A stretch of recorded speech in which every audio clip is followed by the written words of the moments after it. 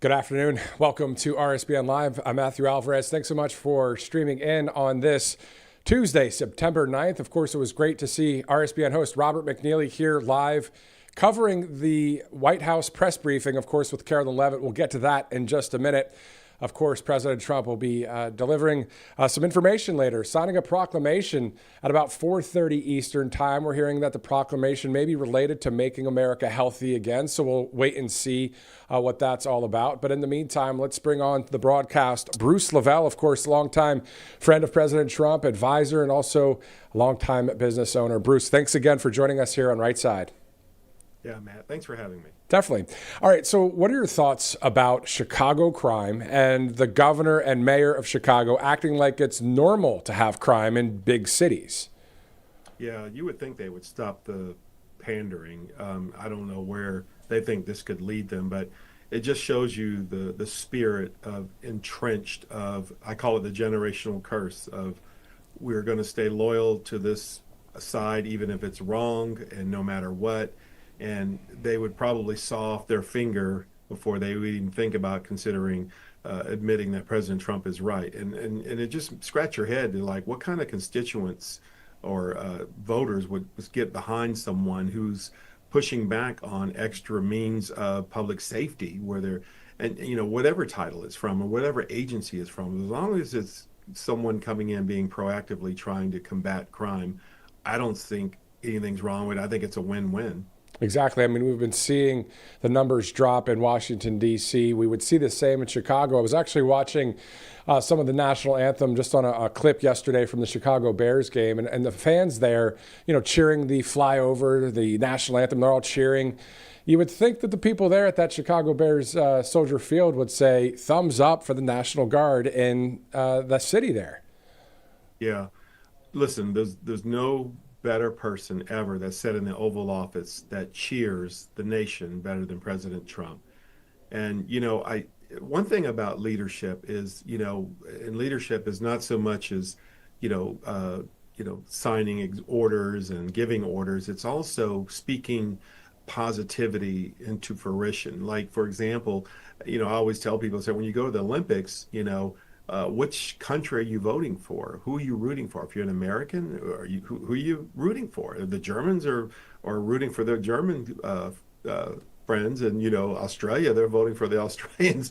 So what's wrong with cheering for the nation? And I think over the years, it's gotten some weird way of some kind of social crazy taboo where it's not cool to cheer for the nation. No. That's where our sense of pride comes from, our sense of unity, our sense of where that flag that represents one nation under God, that's what this represents. So I kudos to the president for constantly cheering for the nation, even though it can get tough the way mainstream media and the left treats him. So I think it's a great step in the right direction to keep this great momentum going in this great nation. 100%. And today, shifting gears, but still specifically talking about maybe Democrats or liberals, so Cracker Barrel decides, okay, we're not going to have the logo change. Now we're not going to have the remodel change at all. So they made that announcement today. You, as a businessman for several decades, what does a boycott actually do to one of these retail companies? I mean, we've seen it with Bud Light, but would it get that bad with a place like Cracker Barrel? Well, I'm a little more old school, I guess. I've been in business 31 years as a retail commodity business owner. So obviously, for me, I approach things differently. I see a void in a particular business. I like to go have a meeting behind closed doors and work out some deal, what have you, to help the business. It's easy to go out and grandstand. You saw that's what happens, and the reason why I say that is because when you do that, there's a trickle down effect to the worker bee in the factory. They're not involved in that. They're just trying to work hard and put their kids through school and hit the clock and give it their all on their 8-hour shift. They're totally oblivious to the stratosphere level of the political side. So there are some unfortunate ramifications that trickle down to the worker bee when you do stuff like that. However, I did answer the Cracker Barrel. I've been a customer since the 70s. And I can tell you, as soon as this went down, I actually tweeted and I said, hey, Cracker Barrel, go back to what made you great. the great customer service, the good quality food, the winter time when the big fireplace is burning and you could sit up there and play checkers or that little triangular, jump the dot game. I forgot the name of it. Yeah. But also when those waiters came around, they had the apron on and they had all these stars lined up around their chest, meaning how many years they were there, how proud they were, and how they treated the facility like it was their business. And so just go back to getting good food, good quality service. There's nothing wrong with the decor. If it ain't broke, don't fix it. And so I think they learned the hard way. When you abandon and see your sales going down, be honest with yourself. Why did we get here? Is the fact our food is getting a little not really so good? Is it because we're getting a little unorganized? Be honest. And I know that to be true because here we are, home of Chick-fil-A here in Atlanta. I know the Cathy family, and they'll tell you keep the food going, keep the employees motivated, so they'll stay motivated towards the customer. So it's unfortunately had to learn the hard way and cave into some of the wokeness ideology. And you see real quick, Matt, a fool and the money will soon part ways. Exactly.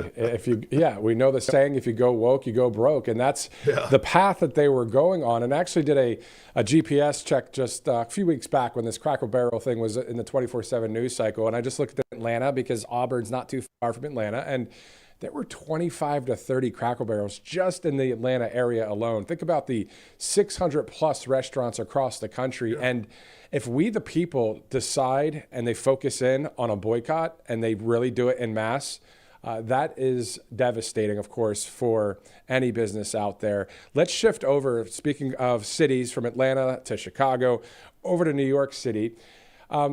Tell us about any of the time that you've spent in that city, but also in the sense of Rudy Giuliani being awarded soon with the Congressional Medal of Freedom from President Trump. Of course, Rudy, healing up from those wounds from that car accident. But your thoughts about Rudy, especially coming up on the 9/11 anniversary this Thursday? Yeah, well, it's I can't believe the time has flown by. I actually had business colleagues around that vicinity where the towers got hit, right off near the Boroughs on 580, Fifth Avenue, 46, 47th Street. Matter of fact, I was there a week before at a meeting right across the street from one of the towers hit. It's just, you just never know, but I think it's very commendable to see Rudy receive this. I did text him and Ted immediately after the accident, and they're all good and all that. But it was, the fact that, you have so much going on like that in your city, and to maintain your composure and to go in there and lead the city in a time where no one really knew what was going on, Matt. And I think it's well overdue. I think it's well deserved. And that's why they call him America's mayor. Exactly. Where were you on 9/11 that morning? And then what was your instant reaction as we are now thinking about this 24 years ago, coming up on Thursday? It was 9 o'clock, and I was actually at a Chick-fil-A drive-through. And one of the employees leaned over and said, "Did you hear what happened?" And it immediately hit. And I rushed back to my office, and I looked on my televisions in my office, and oh my God, we're under attack. And then of course the second one hit, and then of course we had Pennsylvania, and I was like, oh my God, what's next? And I did have a lot of friends in New York, lots of business colleagues that I do business with, like I said, Madison Avenue, et cetera, Fifth Avenue, 47th, 46th. So I was really concerned about their well-being, and everyone, I'm sure has a testimony in some capacity. But it was a very dark, troubling time and a scary time because no one really knew. Yeah, it was. I've watched, some of the breaking news bulletins and the reports from back in the day, and yeah, what a time that was. And then at the Pentagon, of course, the president's actually going to visit the Pentagon Memorial on Thursday morning. That per Carolyn Levitt from that press conference earlier. And I want to leave you with that and to ask you about Carolyn Levitt today. We're about to play a soundbite from Carolyn that, Bruce, I think that this soundbite should be played in every newsroom across America on the left side of the aisle, because within 20 seconds, she really breaks down crime in America and the fake news. And I've never seen somebody do it like that. Your thoughts about the job that she's doing? Because I know you have a lot of experience when it comes to media, TV, radio, press. You've been all over the place. What network haven't you been on? You know what I mean? So that's my point, is your thoughts about Carolyn being able to really reflect what the president's agenda is. Yeah. Well, kudos to these young stars now. I remember way back, I was a surrogate for Bush in 99, 2004, and you had to meet a certain age threshold to be considered going out and doing media and press. We're talking about these youngsters are in their 20s, Matt. So that right there tells you that the game is really like stepped up. You remember, she's only 28 years old. She's my son's age, So I think the talent pool, and you saw one of the communications representatives over in the DOD and Homeland Security, they're late 20s, early 30s. So, it's like, oh my gosh, this is incredible. But yeah, Carolyn is a shining star. I think she's an inspiration for a lot of younger people who thought they couldn't inspire to have these particular jobs or to be out here in a leadership capacity. I think this is just as I say, it's emotional to me because it shows me the direction of our youth as they grow. And it gives me a lot of hope on the generations to come, on some of these youngsters that have stepped up and took these really great leadership roles and knocked them out of the park. Exactly. And then so many people, Gen Z, they're getting to decide, they're seeing truth and hearing truth probably more than ever before when it comes to politics, because of people like, back in the day, it was Rush Limbaugh. Now it's President Trump and conservative media and social media. They're able to get through, and they're not dumb. They understand that's true, that's wrong, and there's more knowledge and awareness out there, which is good for the future, isn't it? Absolutely. And look, I always said the social media apparatus is a blessing and a curse at the same time. We get information nanoseconds across the globe, good or bad, fake or real, and having to have some level of discernment, how to sift through it to find the actual truth. It's definitely, and then now we got AI. So, yeah. Was that Matt over there? Yeah, exactly. Matt was in Florida. How is he there? AI. It's so true. It's so true. Yeah, we're going to have to see how that all develops over the next months and years as we are entering into that, robotics AI age. We know that the information age is pretty much complete in the sense of, to your point, in nanoseconds. You can have something that's going on in China. We know about it here in the States in 2 seconds. It's wild stuff. Yeah, just any encouragement to the country as people are watching and as we continue to see wins by President Trump, but still holding people accountable for wrongdoing still needs to be done, of course, for our future. Yeah, well, continue praying for the president and all the leaders, and then more than anything, encouraging great America patriots as yourself and a lot of your viewers, once again, to step up and go serve in some of these seats, and because we need you. And I have to give a shout out to my son. He's actually running for Kyle, Texas City Council. He just announced last week. He's 27 years old. And so I said, man, I didn't know you were going to do that. He's like, Dad, well, you've been saying, calling all patriots to step up. So I stepped up. All right. I was like, that's okay. Awesome. That's awesome. So I hope I inspire others out there, especially good lawyers that want to be judges in some of these superior court seats and state court seats. District attorney offices. I know you're making that money, but that's why they call it serving. Come on and serve for a term or two. We need your talent. We need your ethics. We need your America First spirit, and that's more than anything. And that's the only antidote to rebuild this nation and to keep the great continuity of America, which is to the republic for which it stands. Amen. Bruce Lavel from Atlanta, thank you so much for joining us here on Right Side. We'll see you again soon, sir. Yeah, thanks for having me. Definitely. That's pretty awesome, to hear that Bruce's son, running for office there in Kyle, Texas. Great to see that. Great to see the youth of America stepping up for the right things and the right causes. First, let's do this. It's 3:44, Tuesday, September 9th. Thanks so much for joining us. We'll be seeing the president here shortly. I first want to start out with a major MAGA props to Michael Schellenberger with Public News. He was in that new media seat today for bringing up the extremely important issue of free speech in America and globally. So I already reached out to him on email. I'd love to have Michael on the broadcast sometime soon. That was great. If you missed it here on Right Side Broadcasting Network, you could always watch the replay of the coverage from earlier as Carolyn Levitt delivered just another knockout blow, if you want to call it that, when it comes to the way she delivered the information there. And we're going to get to one of those sound bites in just a second. It's my favorite sound bite that I've heard from Carolyn so far when it comes to what she has said to the American people, to the leftists that are out there, and also the left-wing media. We're going to get to that sound bite in just a second.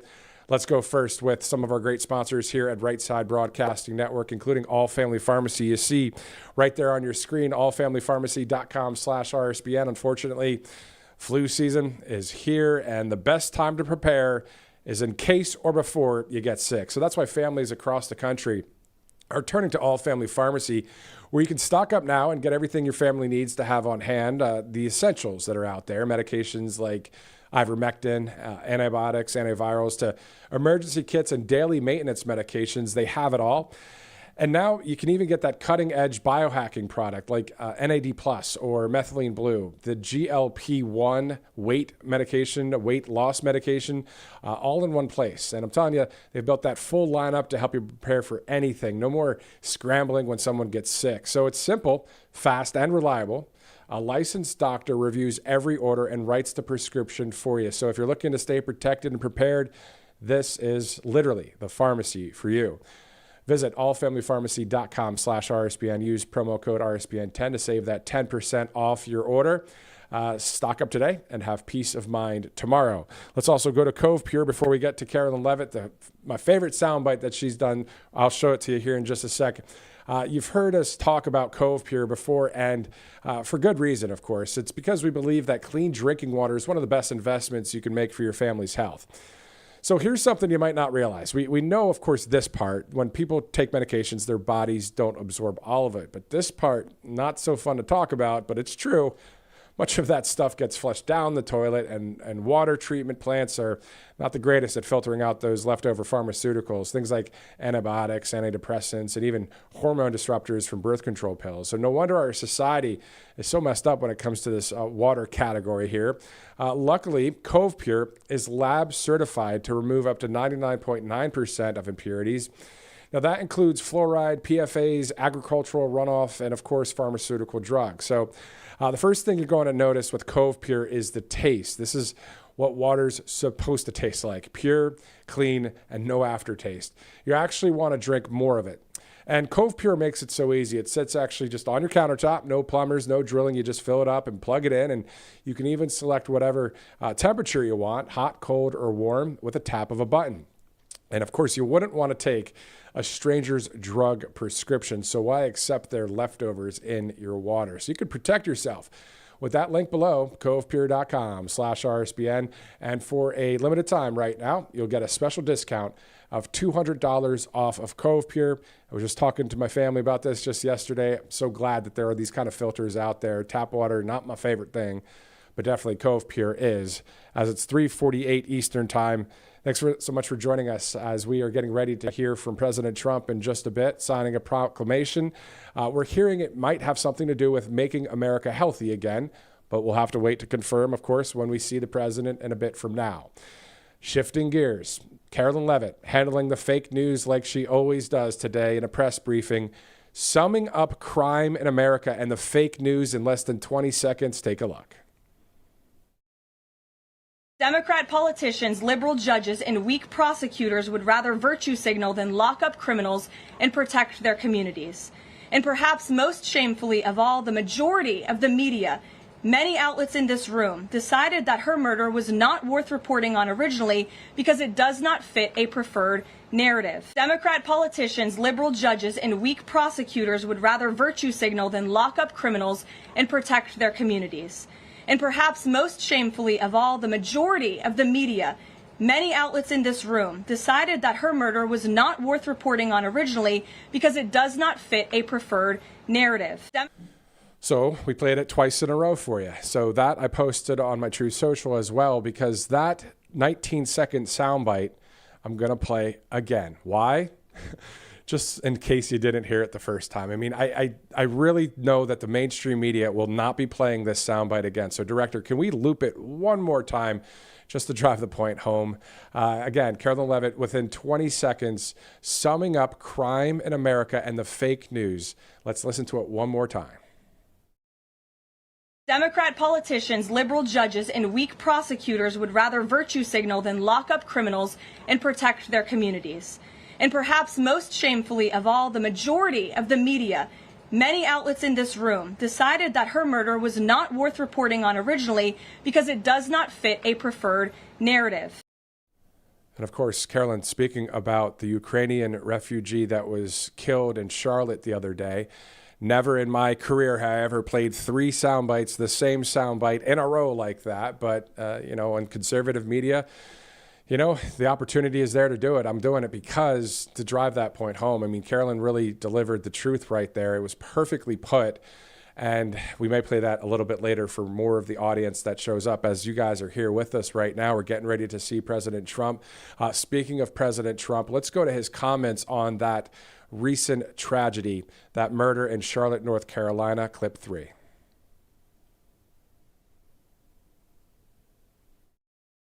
New York has always found a way to survive. For far too long, Americans have been forced to put up with Democrat-run cities that set loose savage, bloodthirsty criminals to prey on innocent people, really very, very innocent people.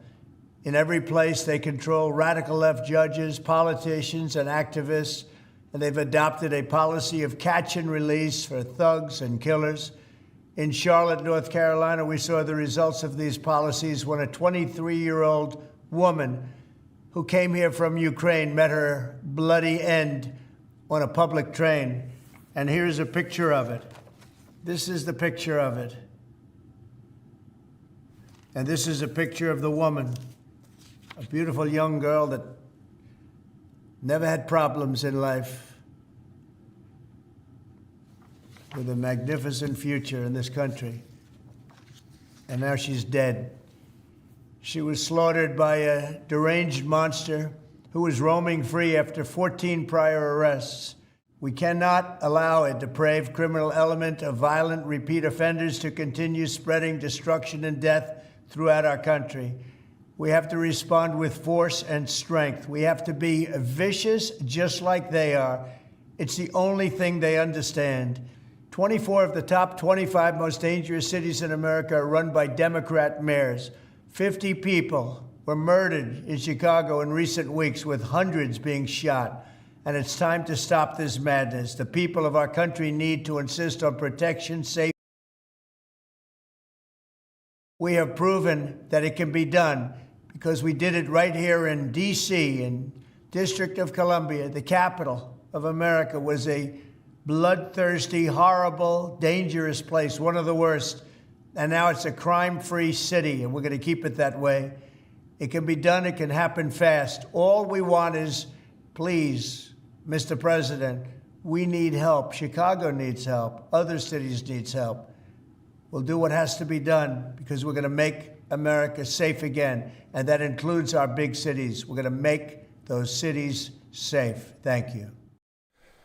As we see President Trump serious about tackling crime in America and so many other topics and policies across our country affecting Americans, but we're seeing a lot of wins. So covering it all here at Right Side Broadcasting Network. It's 3:53 Tuesday, September 9th, and President Trump recently joined New York conservative radio host Sid Rosenberg and spoke about America's mayor, none other than Rudy Giuliani. New York has always found a way to survive.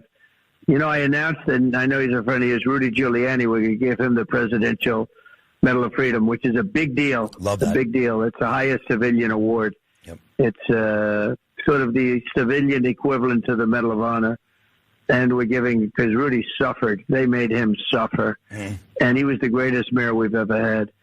And it was such an honor. But if you look back, and, New York has always been, it's down. It's never going to come back, and it comes back. And I think it'll come back, and I'm going to be helping it from Washington, and it's a big deal.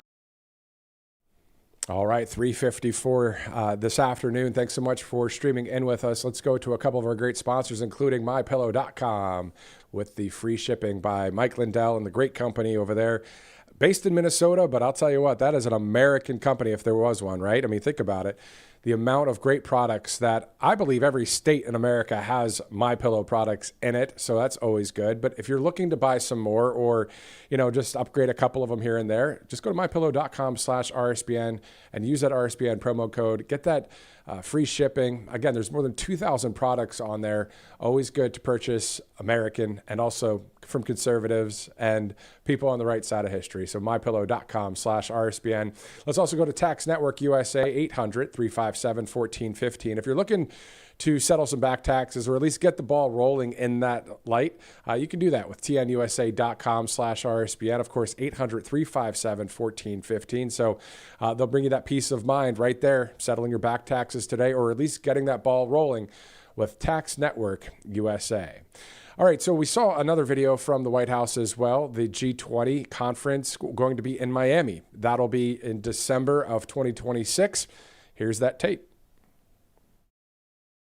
That the 2026 G20 conference will be held in one of our country's greatest cities, beautiful Miami, Florida, where we have the mayor with us. It puts the city on the map as one of the truly great global cities. It will be a concentrated group in Miami, seeing the best America has to offer with American leadership, thanks to President Trump. I think this G20 meeting, where the world leaders will come to the great city of Miami, is going to be viewed as one of the most important meetings in global history. We're also looking forward to having this as a showcase of American strength, vision, innovation, and power under your bold leadership, Mr. President. It is going to be the G20 in the Trumpian golden age.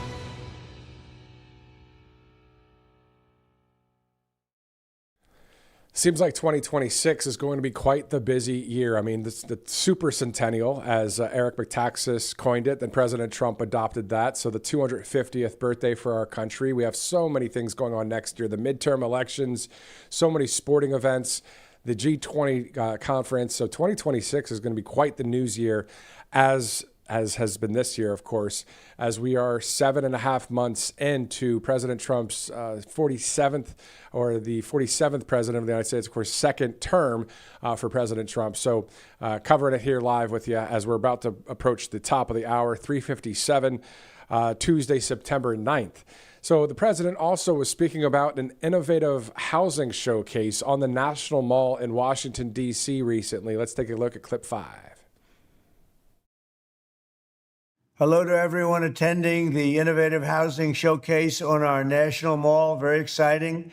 Under the Trump administration, we believe that affordable home ownership is a fundamental part of the American dream, and we're working every day to make that dream a reality for millions and millions of Americans. I've been a builder all my life. I built things. I was a real estate developer. I know what it is, and I'm thrilled to see some of our nation's greatest architects, engineers, and innovators coming together to highlight cutting-edge technologies and new ideas for housing construction.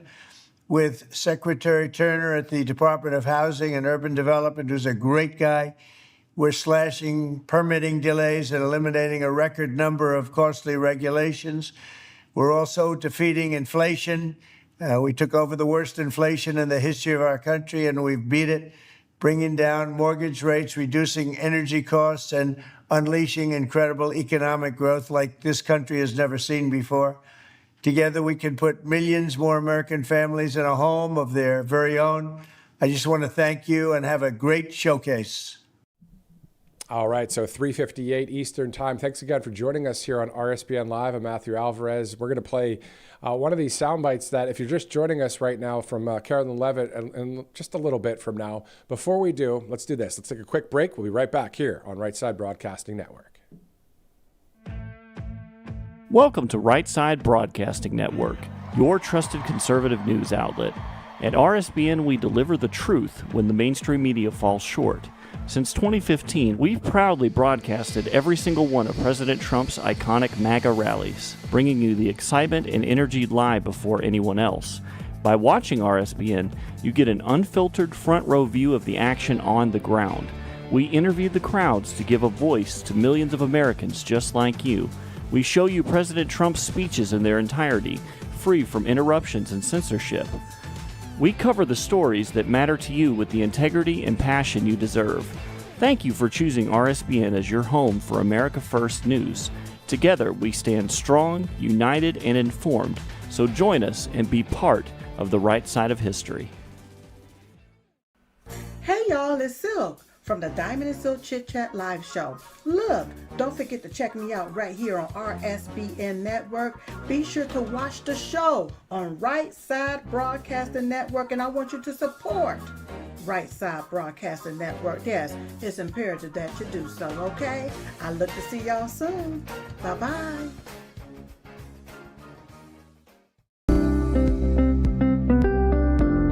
allfamilypharmacy.com/RSBN. You can scan that QR code now, RSBN10. That is the code, easy to remember, for 10% off. This is ivermectin, hydrochloroquine, antibiotics that will save you and yours from bacterial and viral infections, NAD+, and much, much more. 200 essential medications and emergency medical kits, the meds you trust delivered to your door.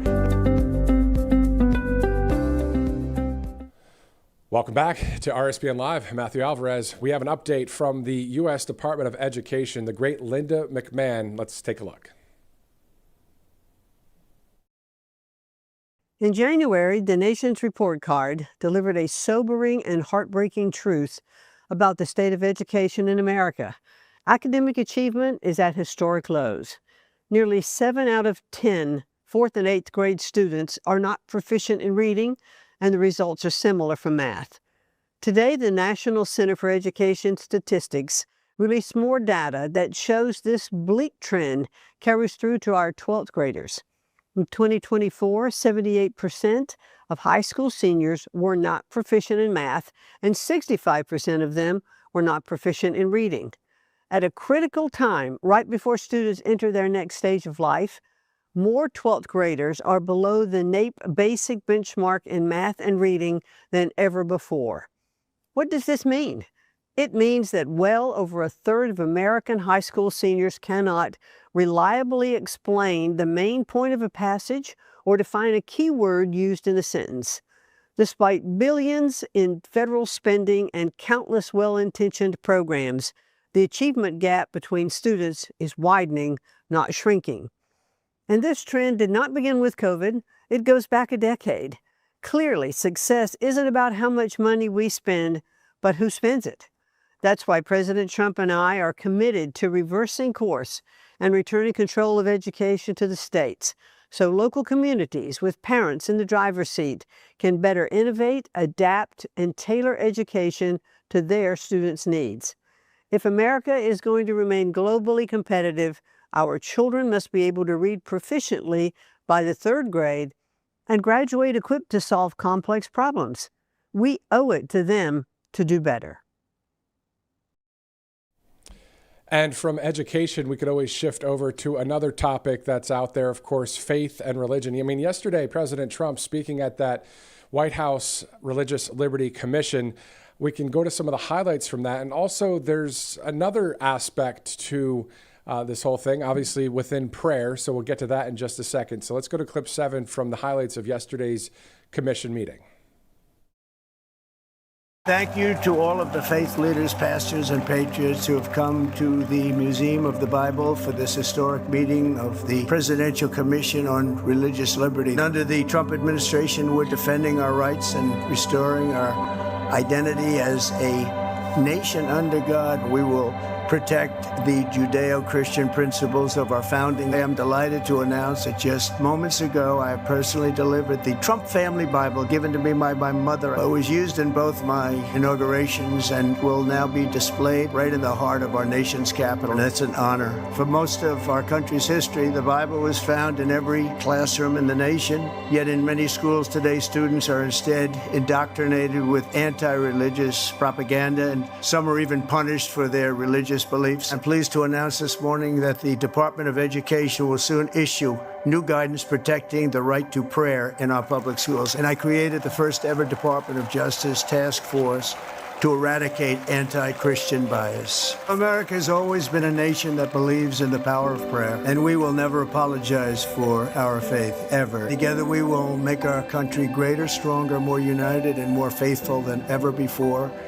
Thank you, God bless you, and God bless America. Thank you very much.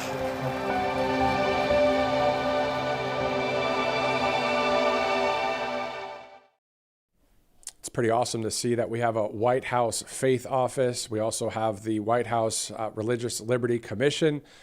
Of course, you know, with the reverence to our Creator, that quote from the president just yesterday, and, you know, interesting to see how God works everything out. President Trump talking about that as well. Let's stay with faith for just a minute. Let's go to clip number 9, a message that we see from pray.com. Now, the White House recently reposted this video from pray.com. Let's take a look. It is impossible to rightly govern a nation without God in the Bible. Prayer is the mainspring of the American spirit. Almighty God, our sons, pride of our nation. To get nations back on their feet, we must first get down on our knees. America has always been sustained and strengthened by prayer. As we prepare to celebrate 250 years of American independence, join us in gathering 1 million people to pray for our nation and our people every week in 2026.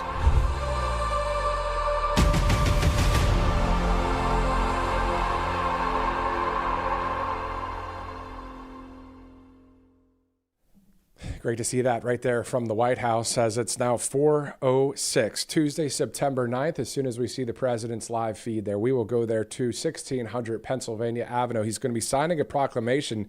We'll see what it's all about coming up.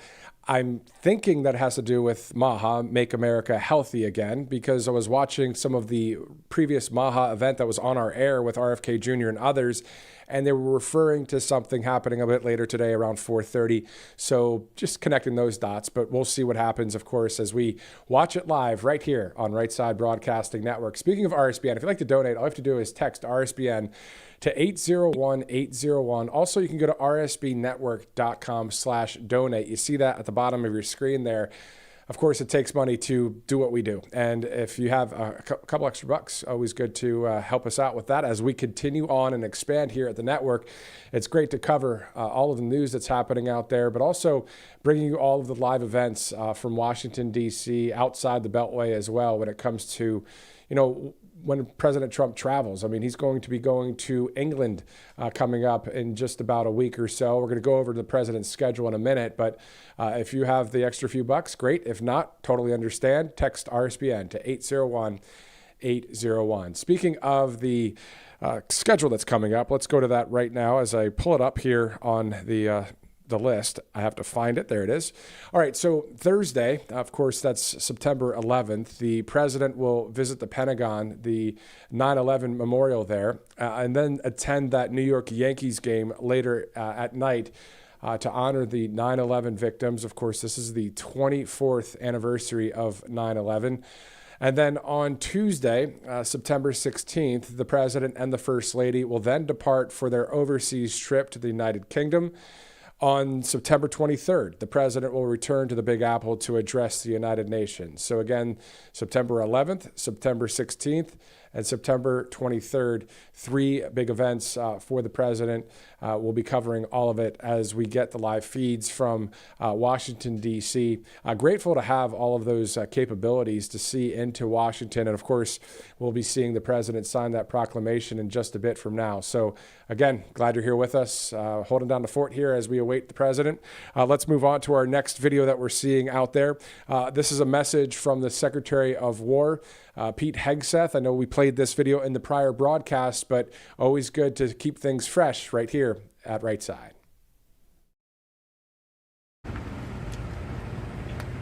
To the sailors and Marines of the Iwo Jima, Godspeed. It's an honor to be aboard with you today. You are an incredible representation of America and American power. You're trained, you're prepared, you're ready, and you're lethal.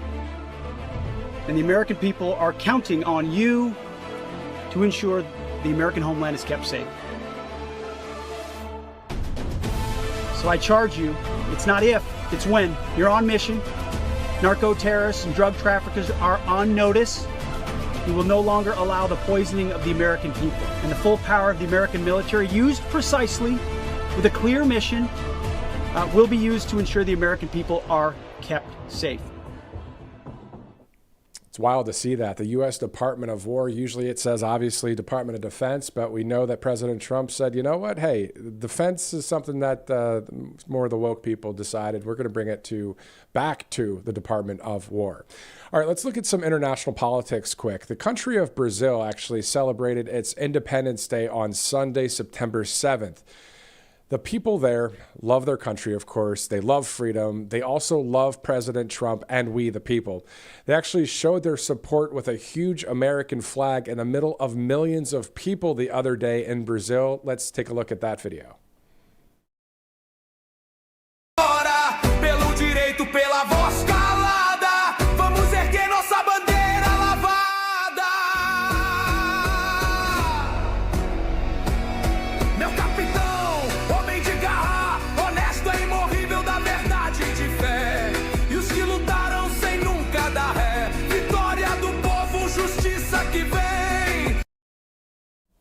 I mean, there you go. Simple as that. I mean, whether in Brazil or in the UK the other day, you saw the president post that video of people chanting, "We love Trump," or in El Salvador or Hungary or Poland and beyond.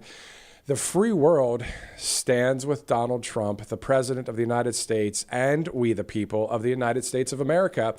And we stand with them and the cause for freedom. And that's really, at the end of the day, what it's all about. Speaking of that, and speaking of saying something in within 20 seconds, let's go back to clip one, just in case you just joined us.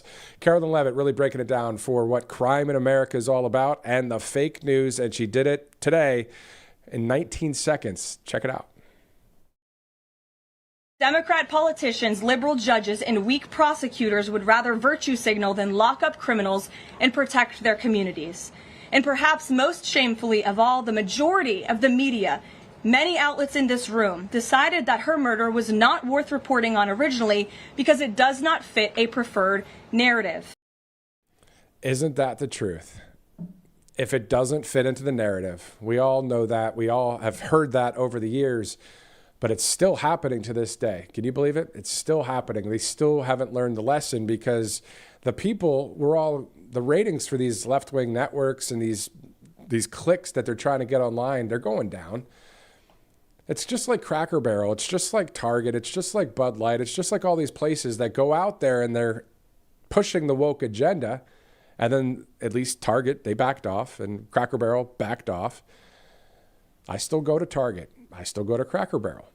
If you don't like that, hey, it's, my decision, right? It's our family's decision. But the point is, you have places like Bed Bath & Beyond. They didn't want to sell Mike Lindell's pillow. You saw what happened to them. There's just these things that happen. It's the same thing with mainstream media. If you can keep doing what you're doing, trying to sway public opinion, and it's all based in lies and a false narrative, the people are going to boycott. The people are not watching. The numbers are going down.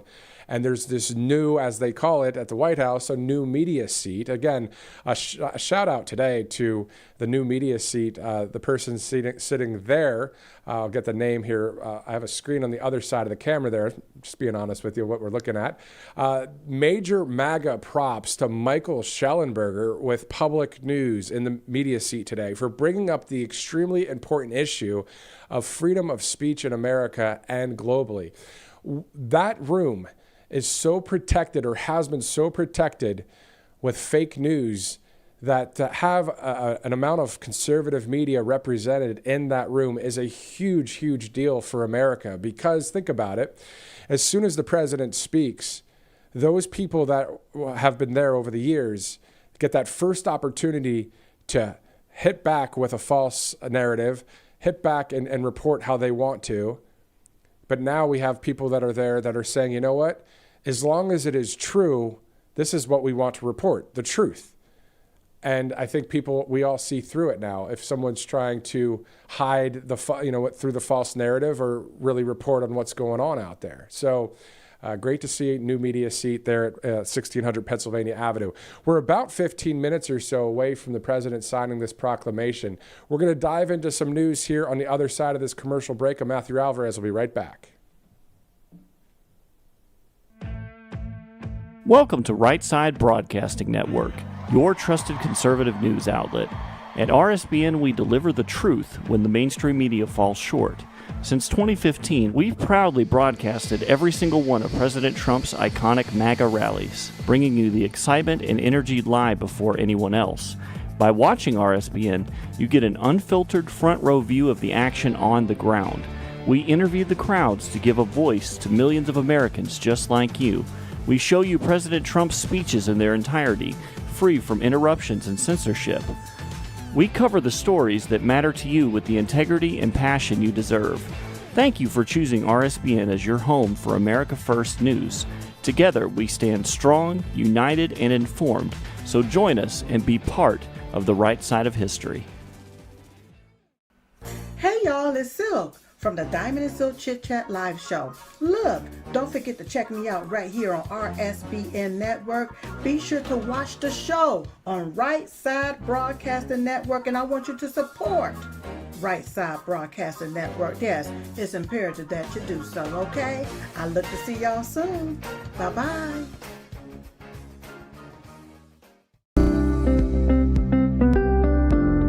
allfamilypharmacy.com/RSBN. You can scan that QR code now, RSBN10. That is the code, easy to remember, for 10% off. This is ivermectin, hydrochloroquine, antibiotics that will save you and yours from bacterial and viral infections, NAD+, and much, much more. 200 essential medications and emergency medical kits, the meds you trust delivered to your door. All right, welcome back to RSBN Live. It's 4:16. We're going to see the president sign that proclamation at the White House. It's scheduled for 4:30. If it's a bit late, that's all right. We'll be here for you and standing by for that proclamation. Now, I was watching this Make America Healthy Again event earlier today with RFK Jr., and they were speaking about, I believe they did use the word proclamation and 4:30, I heard. So I'm thinking that this proclamation is going to have something to do with making America healthy again. So speaking of that, Carolyn Levitt just posted recently on X a strategy report for making our children healthy again. So these recommendations of the MAHA Commission to President Donald J. Trump. So this is directly from the White House right now, looking at whitehouse.gov on this, because most likely this event will have something to do with making America healthy again. But with President Trump, it may be that proclamation. It may be another thing added to that. But also on top of that, you don't want to ever miss President Trump when it comes to the back and forth with the fake news and some of the ones that are great correspondents there that are in conservative media. A lot of times in left-wing media or mainstream media, not many people give each other a pat on the back because it's always about competition and all that. Well, I get that-ish. But if you're speaking something true, whether you're me or whether you're Robert McNeely or you're somebody else at another network, but it's on the right side of history, you give props because it's about the truth. Really, at the end of the day, this is about keeping that freedom going in our country and, supporting God, family, and country. So anyway, let's get to some of the specifics that we're hearing from the White House when it comes to this strategy report. Again, these are recommendations of the MAHA Commission to President Donald J. Trump. So just a little bit of background right now. On February 13th, 2025, President Trump, he signed this executive order 14212, so 14212, titled Establishing the President's Make America Healthy Again Commission. So this EO directed the Make America Healthy Again Commission to submit to the president through the chair and executive director the Make Our Children Healthy Again assessment, which was released on May 22nd. So the EO, we're told, further required submission of a Make Our Children Healthy Again strategy to the president that is based on the findings of the assessment and that shall address appropriately restructuring the federal government's response to the childhood chronic disease crisis, including by ending federal practices that exacerbate the health crisis or unsuccessfully attempt to address it, and by adding powerful new solutions that will end childhood chronic disease. So part of what this was about today when it comes to MAHA was RFK Jr. speaking about this strategy. And also, again, this proclamation will have something to do with MAHA. We'll get those details as we get it here live, as it's 4:19 Eastern. What we're also told from the White House is the assessment identified 4 potential drivers behind the rise in childhood chronic disease that present the clearest opportunities for progress. So poor diet is the first one that is highlighted. The American diet, of course, has shifted dramatically toward the highly processed foods, leading to nutrient depletion, increased caloric intake, and exposure to potentially harmful or unhealthy additives. So over 60% of children's calories now come from highly processed foods, contributing to obesity, diabetes, and other chronic conditions. The second part is chemical exposure. So the White House is saying that children are exposed to an increasing number of synthetic chemicals, some of which have been linked to developmental issues and chronic disease. So the current regulatory framework should be continually evaluated to ensure that chemicals and other exposures do not interact together to pose a threat to the health of our children. Before we continue to the next 2 highlights of this topic, let's go to one of our great sponsors here on Right Side Broadcasting Network, because at the end of the day, always having All Family Pharmacy at your fingertips is a good idea, because they get you the ivermectin. They get you the things that some doctors out there would say no to, but these guys, they're on the right side of history. And unfortunately, flu season's here, and the best time to prepare is in case or before you get sick. So that's why families across the country are turning to All Family Pharmacy. You can actually stock up now and get everything your family needs to have on hand, from essential medications like ivermectin, antibiotics and antivirals, to emergency kits and daily maintenance medications. They have it all. And now you can actually get this cutting edge biohacking product, the products like NAD+, methylene blue, and also GLP-1, the weight loss medications out there, all in one place. And I'm telling you, they've built a full lineup to help you prepare for anything. So no more scrambling when someone gets sick. It's simple, fast, and reliable. A licensed doctor reviews every order and writes the prescription for you. So if you're looking to stay protected and prepared, this is the pharmacy for you. You visit allfamilypharmacy.com/RSBN. Use that RSBN 10 promo code. You'll get 10% off your order. You can stock up today and have peace of mind tomorrow. Also, Monetary Gold, another great sponsor here at the network. 2 banks have already, unfortunately, failed in 2025. And with $37 trillion in national debt, Monetary Gold says, unfortunately, more failures are on the way. So this isn't fear-mongering, it's reality. The banking system is built on quicksand, according to Monetary Gold, and every new failure threatens depositors' retirement accounts and pensions. The government can't bail out everyone, and when confidence collapses, so does the system. So Monetary Gold tells us not to get trapped holding worthless paper. Call 888-617-7994 today.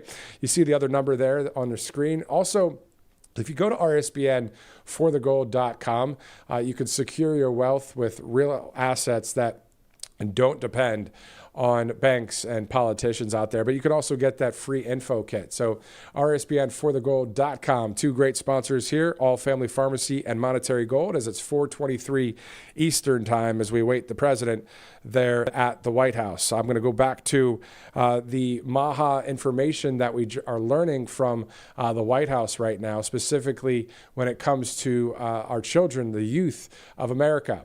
The lack of physical activity and chronic stress. So the White House at whitehouse.gov saying American children are experiencing unprecedented levels of inactivity, screen use, sleep deprivation, and chronic stress. These factors significantly contribute to the rise in chronic disease and mental health challenges out there. So you have that, and then you have also over-medicalization. There is a concerning trend of over-prescribing medications to children, often driven by conflicts of interest in medical research, regulation, and practice. This has led to unnecessary treatments and long-term health risks. So again, this whole thing that I'm reading here is a strategy report about making our children healthy again. Carolyn Levitt just posted that on X moments ago. So we're going to see the president here in about 6 minutes or so. If it's a little bit late, maybe what we'll do is maybe play some of Carolyn Levitt's press conference from earlier today as we continue our live broadcast here on RSBN Live. Let's also go to President Trump's Truth Social to double check on the latest that we're seeing from the president. This is something that we're seeing just moments ago. So literally 6 minutes ago, the president said this morning the Trump administration was notified by the United States military that Israel was attacking Hamas, which very unfortunately was located in a section of Doha, the capital of Qatar. This was a decision made by Prime Minister Netanyahu. It was not a decision made by me. Unilaterally bombing inside Qatar, a sovereign nation and close ally of the United States that is working very hard and bravely taking risks with us to broker peace, does not advance Israel or America's goals. So you can see that latest post by the president there continues on. So you can check that out. He just posted that literally about 5 minutes ago. And we also saw him posting other videos and articles as well as we're monitoring the latest news here at the network. Let's also go to one of our videos from earlier. Number 2, the clip there where President Trump recently joined New York conservative radio host Sid Rosenberg and spoke about America's mayor, none other than Rudy Giuliani. Take a look. New York has always found a way to survive. You know, I announced, and I know he's a friend of his, Rudy Giuliani, we're going to give him the Presidential Medal of Freedom, which is a big deal. Love that. A big deal. It's the highest civilian award. Yep. It's sort of the civilian equivalent to the Medal of Honor. And we're giving, because Rudy suffered. They made him suffer. And he was the greatest mayor we've ever had. And it was such an honor. But if you look back, and, you know, New York has always been, it's down, it's never going to come back, and it comes back. And I think it'll come back. And I'm going to be helping it from Washington, and it's a big deal. And that's what we like to see, and that's what we like to hear. You know, cities being made great again. We're seeing Washington, D.C. You know, for a while there, I just wanted to say make D.C. great. You know, was it ever great? Well, yeah, it was. You know, we've had some great presidents there, Thomas Jefferson and others. And then on top of that, if you look at videos from back in the day in the 50s, I was looking at some archive footage probably about a month ago, just what it was like out there in D.C. And it was a lot cleaner, a lot less crime. So yeah, make Washington, D.C. great again. All right, so President Trump also had some comments about the recent murder in Charlotte, North Carolina. Let's look at clip 3 together. For far too long, Americans have been forced to put up with Democrat-run cities that set loose savage, bloodthirsty criminals to prey on innocent people, really very, very innocent people. In every place, they control radical left judges, politicians, and activists, and they've adopted a policy of catch and release for thugs and killers. In Charlotte, North Carolina, we saw the results of these policies when a 23-year-old woman who came here from Ukraine met her bloody end on a public train. And here's a picture of it. This is the picture of it. And this is a picture of the woman, a beautiful young girl that never had problems in life, with a magnificent future in this country. And now she's dead. She was slaughtered by a deranged monster who was roaming free after 14 prior arrests. We cannot allow a depraved criminal element of violent repeat offenders to continue spreading destruction and death throughout our country. We have to respond with force and strength. We have to be vicious just like they are. It's the only thing they understand. 24 of the top 25 most dangerous cities in America are run by Democrat mayors. 50 people were murdered in Chicago in recent weeks, with hundreds being shot. And it's time to stop this madness. The people of our country need to insist on protection, safety, law and order. We have proven that it can be done because we did it right here in D.C., in District of Columbia. The capital of America was a bloodthirsty, horrible, dangerous place, one of the worst. And now it's a crime-free city, and we're going to keep it that way. It can be done. It can happen fast. All we want is, please, Mr. President, we need help. Chicago needs help. Other cities need help. We'll do what has to be done because we're going to make America safe again, and that includes our big cities. We're going to make those cities safe. Thank you. And if you ask people at local coffee shops or diners if you want the National Guard to be in these major cities, I believe 9 times out of 10 you're going to get a yes. I know I did in Punta Gorda just the other day over Labor Day weekend. My family was down there. We were visiting some friends in Punta Gorda, just south of Sarasota. And guess what? We ran into a number of people that love President Trump. Now, we played this video last week. I'm going to play it one more time for you for those that haven't seen it. But also, it's upwards of, I think, 2,500 likes just on Truth Social and some great retruths by some really well-known people like Roger Stone, Devin Nunes, Silk of Diamond and Silk, Mike Lindell, A.F. Branco, the cartoonist. So great to see that happen. But really, look at the video here. This has nothing to do with this face. It has everything to do with what we saw there. Check it out.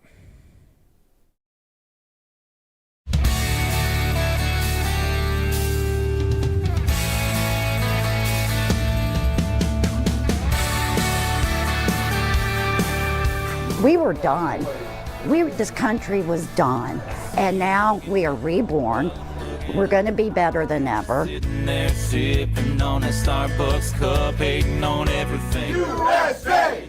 USA! Toby Keith, climb back in my chair. We're kind of okay with 2020 being rigged now because look at him. He's sharpened, he's fine-tuned, he knows who needs to go.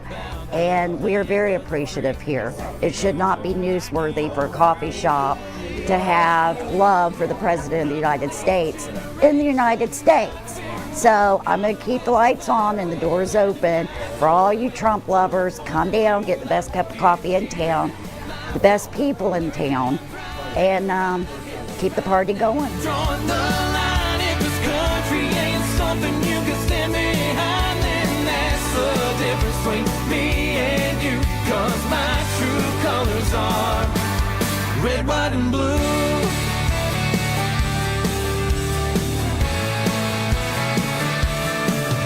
Yeah, my pappy served in the Second World War. I ain't ever given up on what he fought for. And if you're coming here aiming to take what we got, we're gonna fight, fight, fight. Go on and take your shine, but I ain't leaving it. I'm an 8th generation, God-fearing blue collar with a flag waving, and I don't wait for the 4th of July. It's year round, lifelong American pride, and right here, right now, drawing the line. If this country ain't something you can stand behind. At Trumpy Town, oh look, there's Roger Stone on the back of his yacht over there, and my customers bought their flags here. But it's also home of the world famous signed autograph by General Flynn, my Trumpy bear. Only one in the world, just like Trumpy Town. And we love our president, we respect our president, we appreciate our president. As long as he's keep getting hate, I'm gonna be here. I ain't leaving here. I'm an 8th generation, God-fearing blue. Around 2018, the founder of Trumpy Town, the former owner, had the concept because it was a sad place to hang out. Bunch of liberals complaining about everything under the sun. He went to a Trump rally, light bulb went off, he came back, hung the first Trump flag up, and they all left, and a whole bunch of awesome people showed up, and the rest is history. I've worked here for 5 years, and we made it through the Biden years, barely. So when the former owner decided he needed to retire, we were going to close, and nobody was good with that. So I bought the place so we can keep it going, and I've rebuilt it bigger and better because the Trumpies are worth it. They are. Trump is worth it. But his supporters, they've done nothing wrong. They're all good people. And I'm going to keep celebrating all of them. Raise your hand if you want the National Guard in big cities across America. Absolutely. Get rid of that crime. Send more. Send more. Not doing anything, I crank up some Toby Keith. President, we are ready for you to lead. You give us the orders, we'll go. Freedom has to be defended. God bless you. Start holding some of the politicians accountable for the stuff that they've done, especially the Democrats. The Republicans seem to have a way to eat their own if something goes wrong, but if the Democrat does something, that kind of slides. Inklings of communism creeping into our country. I'd like to see him put a stop to it right now before it gets further on. Yeah, no Zohran Mamdani, right? No. Your thoughts about the country and just what do you think needs to be done? Continue to clean up the legal situation. We need vindication for January 6th. There needs to be more investigations. What we have here, like the group just getting together, this is what America should be. This is what America's about. This is America. The right to be free, and we want to fight for it. I could not live without them, not at this point. I have given everything I have to keep this place open so that we can stay together. And I've got people worldwide, every state in this country that come here and tell me, ooh, we could never have this where we come from. Yeah, you can. It takes courage. Stand up. Courage is contagious. Make it happen. Thank you, Donald Trump, for stepping up. We love you. There's always free coffee or Diet Coke on the house for you. Find me. Come to Trumpy Town. When you keep doing the right thing, Mr. President, so far so good. He's a true patriot. He understands the core problems of America, and him and his family have sacrificed their wealth, their security, their comfort to address the problem. That means this man loves America, and therefore I love him. Freedom in America costs everybody, and we all work to make it free. Oh, I fought for freedom. I'm actually a military veteran, so it means the world to me. When we had Obama and then Joe Biden in, the censoring on social media was going insane. I mean, it was just, they were censoring free speech, which is a First Amendment protected right. And I'm just like, this is not okay. They're taking our freedom slowly.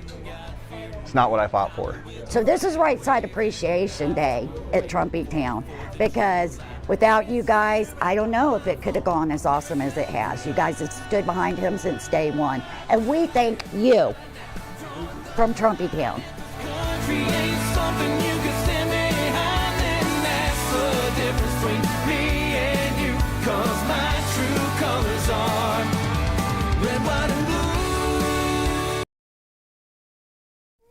Great times there in Punta Gorda, Florida. That's the Bean on 41 Coffee Shop. So, yeah, it turned into like a mini Trump rally down there. It's pretty awesome to see everybody, and still in touch with a number of people there. So I just had Mason Weaver on the broadcast the other day, and we'll definitely have him on again here on Right Side Broadcasting Network. Let's go through a couple of the sponsors, and then we're going to go to President Trump's latest Truth Social post. Let's go to callsheet.com/RSBN. Of course, you could download the app, or you can go to callsheet.com/RSBN, or just look at that QR code and check it out there. There's more than 1 million users on Callsheet. They're betting, they're trading, they're checking out polls, all sorts of topics, as you guys know, when it comes to science, technology, sports, religion, politics, weather, music, all sorts of topics that people are actually putting money on the line there. Well, great sponsor here at Right Side Broadcasting, callsheet.com/RSBN. Let's go to our next sponsor here, as it's 4:38 Tuesday, September 9th. Angelpace.com. Use that RSBN promo code. You get a discount off of many products there, including the flagship product that you see on the left side of your screen there, the Miracle Cream. If you're looking for all sorts of gifts, that's a great site to go to. Angelpace.com. Use the RSBN promo code. Out of Spring, Texas, they hire military veterans, and they've been a long-time sponsor here. So great to have them as part of this network here at Right Side Broadcasting Network as we're approaching 4:40 on the East Coast. Thanks again for joining us here on Right Side Broadcasting Network. Let's go to President Trump's latest Truth Social post. He said, quote, about 10 minutes ago, I am pleased to report that Elizabeth Surkoff, a Princeton student whose sister is an American citizen, was just released by Hezbollah, militant Hezbollah. It's the Kataib Hezbollah, and is now safely in the American embassy in Iraq after being tortured for many months. I will always fight for justice, the president says, and never give up. Hamas released the hostages now, that according to the president, about 10 minutes ago, right here on Right Side Broadcasting Network, just sharing that Truth Social post with you. You know, it's something that I've grown accustomed to like. I like live coverage, breaking news coverage, what's happening now. But also, you know, thinking about the amount of news stories that are out there that, you know, don't get covered. And the one in Charlotte, the tragedy there in Charlotte, the one in Auburn, Alabama, just over the weekend, where a 59-year-old, former professor of Auburn University was out walking her dog at 2 o'clock and someone killed her.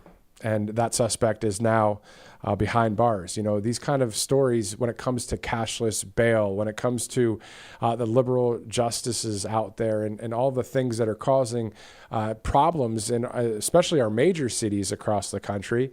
And then what you have is that aspect of it. Then the mainstream media will cover for that terrible thing and go with the false narrative. Case in point, let's go to Carolyn Levitt one more time. I know I played this a few times, but this is clip number 1 from Carolyn Levitt. We're going to go to that in just a second. But she, in 19 seconds, was able to break down crime in America and the fake news. I have not heard anybody really say it just about the way you're about to hear it. And if you watched online earlier, watching that live stream, you heard the following from Carolyn Levitt. Take a listen. Democrat politicians, liberal judges, and weak prosecutors would rather virtue signal than lock up criminals and protect their communities. And perhaps most shamefully of all, the majority of the media, many outlets in this room, decided that her murder was not worth reporting on originally because it does not fit a preferred narrative. There you go. She just broke it down. And again, this is probably the GOAT of press secretaries there. You know, just, really reflecting the agenda for President Trump. But really, again, this isn't just President Trump and the White House. This is the majority of our country. We, the people that voted for President Trump, that want freedom in our country, that want law and order, that want the border wall to be complete, that want it to be sealed, that border, that want the ICE deportations, that wants the economy to get better. There's so many things to hold on to for this time, you know, being on the right side of history. So, again, it's great to have people that are doing that. And Carolyn Levitt, only 28, doing that great job there. And then you have people like RFK Jr. You have people like, Tulsi Gabbard and others just doing a great job. Let's go to, speaking of people within the cabinet, let's go to one of the clips where we heard from the Secretary of War, Pete Hegseth, speaking to our U.S. military. That's clip 9. Let's take a look.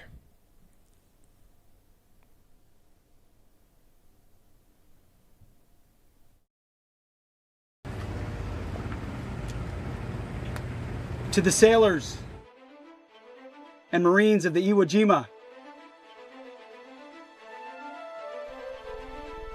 Godspeed. It's an honor to be aboard with you today. You are an incredible representation of America and American power. You're trained, you're prepared, you're ready, and you're lethal. And the American people are counting on you to ensure the American homeland is kept safe. So I charge you, it's not if, it's when. You're on mission. Narco-terrorists and drug traffickers are on notice.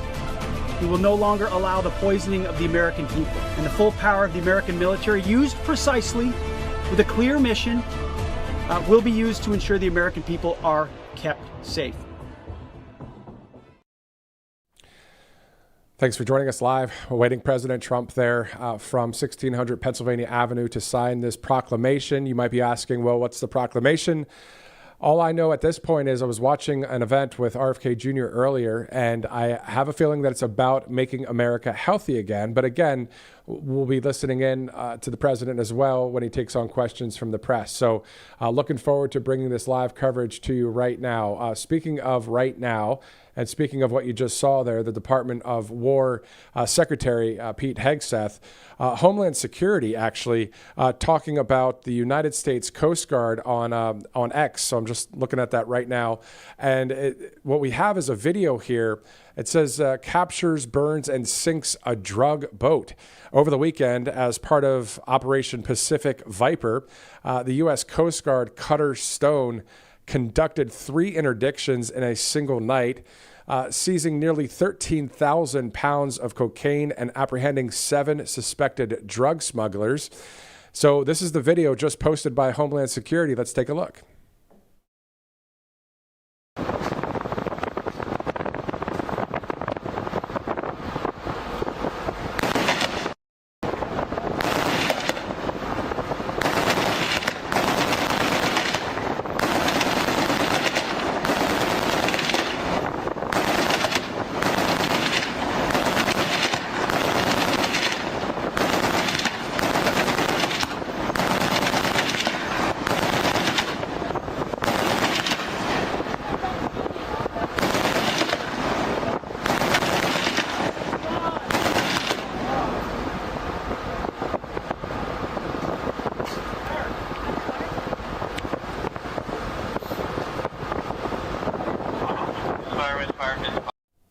Definitely don't want to deal with the U.S. Coast Guard out there on the open sea. Again, for context, this is literally from the Homeland Security X page. So they were saying here, ASMR, the U.S. Coast Guard captures, burns, and sinks a drug boat. So this was over the weekend as part of Operation Pacific Viper. The U.S. Coast Guard Cutter Stone conducted 3 interdictions in a single night, seizing nearly 13,000 pounds of cocaine and apprehending 7 suspected drug smugglers. So that was the visual that Homeland Security just posted for the world to see on X. And then those of you watching right here on Right Side that haven't seen it, obviously just saw it for the first time, as did I here at the network, as it's 4:46 Tuesday, September 9th. On the president's public schedule today is this event, this proclamation signing.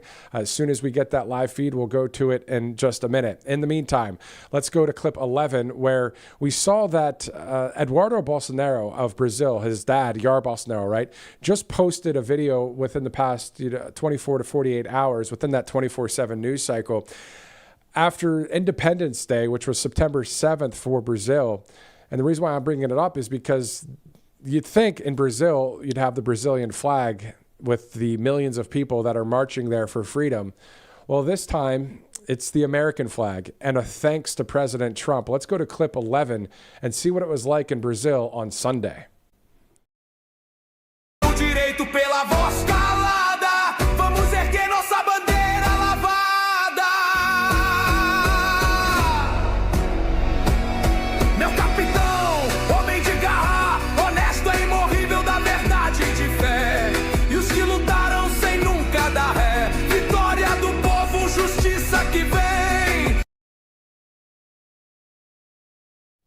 And we were seeing videos even out of the United Kingdom just the other day that President Trump posted, people saying, "We love Trump." And, we see that kind of thing happening in various parts of the free world. So wonderful to see that. Let's shift over to one of our great sponsors here at Right Side as we await President Trump. You've heard us talk about Cove Pure before, and for good reason. It's because we believe that clean drinking water is one of the best investments you can make for your family's health. Here's something you might not realize. When people take medications, their bodies don't absorb all of it, but much of that stuff, unfortunately, gets flushed down the toilet. And then water treatment plants are horrible at filtering out these leftover pharmaceuticals. So things like antibiotics, antidepressants, and even hormone disruptors from birth control pills. So no wonder our society is so messed up with all of these situations with water. But luckily, Cove Pure is lab certified to remove up to 99.9% of impurities. That includes fluoride, PFAs, agricultural runoff, and of course, pharmaceutical drugs. So the first thing you're going to notice with Cove Pure is the taste. And this is what water is supposed to taste like. It's pure, it's clean, there's no aftertaste, and you actually want to drink more water. So Cove Pure makes it really easy. It sits on your countertop, no plumbers, no drilling. You just fill it up and plug it in, and you can even select whatever temperature you want, hot, cold, or warm, with the tap of a button. So you obviously wouldn't take a stranger's drug prescription. So the question is, why accept their leftovers in your tap water. So protect yourself with the link below, covepure.com/RSBN. Right now, for a limited time off, you can get a special discount of $200 off of Cove Pure. Let's also go to Tax Network USA as we await the president. 800-357-1415 is the number. You can settle your back taxes today, or at least get that ball rolling. TNUSA.com/RSBN. Two great places to go when it comes to settling back taxes. Tax Network USA with the website and that phone number, 800-357-1415. All right, so it's 4:49. We are waiting for the president there. So as we stand by, we may go to Carolyn Levitt from earlier today, where she was speaking at the press conference. Of course, many of you saw that. But as we stand by, we will go to Caroline, we're told. So we can go to that right now for just her remarks part of it, and then we'll come back here live on RSBN.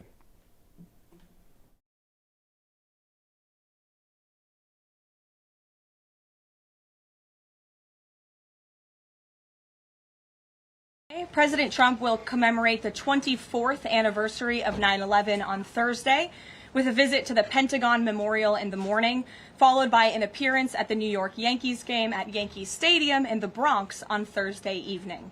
Next week, as you all know, the President and the First Lady will depart for their historic state visit to the United Kingdom on Tuesday, and they return to Washington on Thursday.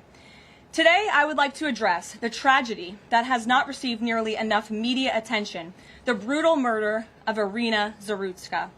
Here are the facts that many outlets have shamefully and intentionally failed to report until President Trump drew attention to it. On August 22nd, Irina on the rail system in Charlotte, North Carolina, by a savage career criminal. This is a public transportation system that many in the area use every single day to go to school and work.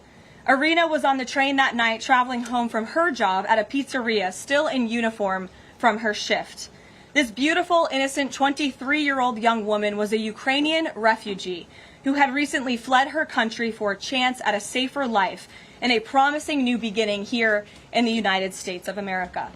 But tragically, a public transportation system in a major American city was more dangerous than the active war zone that she left.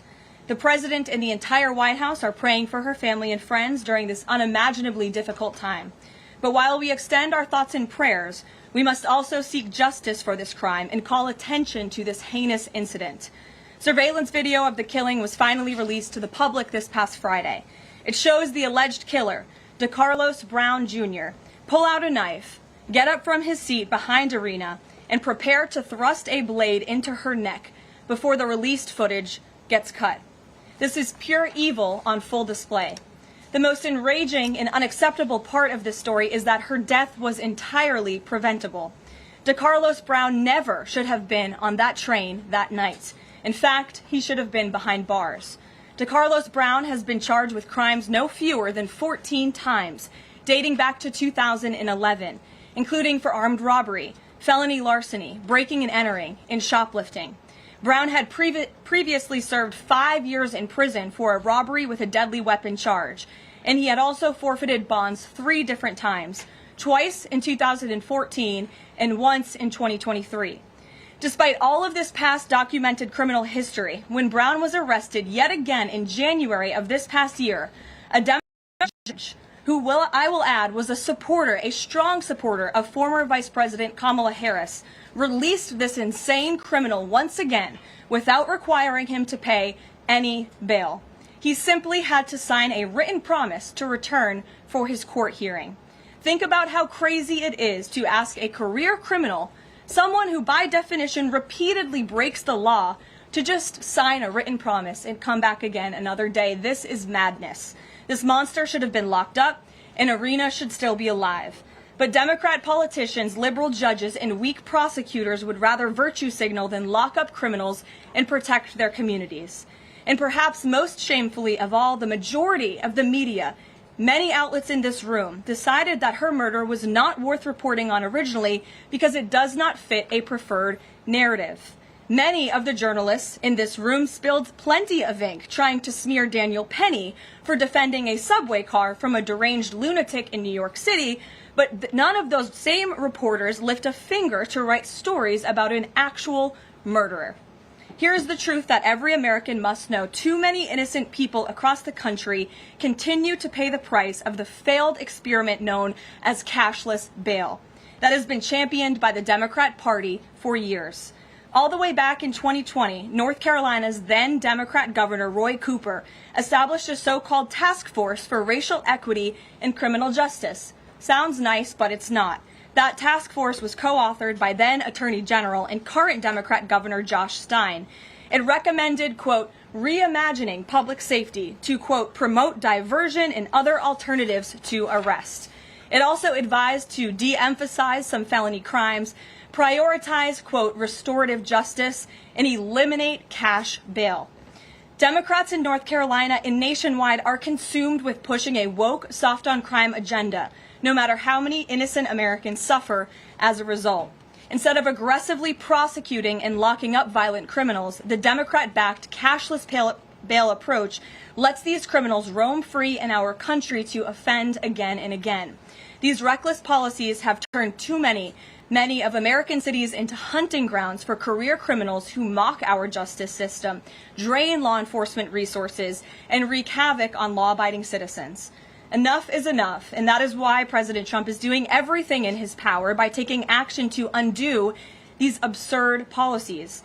The president recently signed a powerful executive order directing the AG to submit a list of states and local jurisdictions with cashless bail policies so that the Trump administration may identify federal funds that are being provided to these states and can potentially be suspended or terminated. President Trump firmly believes that to maintain order in public safety, incarcerate individuals whose pending criminal charges or criminal history demonstrate a clear ongoing risk to civil society. This is a common sense and sensible approach that the vast majority of Americans agree with, and it's time for the Democrat Party to get on board with what is right. When these criminals are caught, they must be prosecuted to the fullest extent of the law and be sent to prison, where they can no longer terrorize our streets. This is the mandate the American people delivered to President Trump, and it's a mandate he intends to fulfill. Staying on the topic of public safety, new preliminary data released today by Customs and Border Protection in August shows that President Trump has delivered the most secure border in American history. For the fourth straight month, 0 illegal aliens were released into the United States by CBP. Nationwide encounters are down 93%, below the peak of the Biden administration. Border Patrol apprehensions on the southwest border in the entire month of August were less than what was apprehended in 4 days in August 2024 under the Biden administration.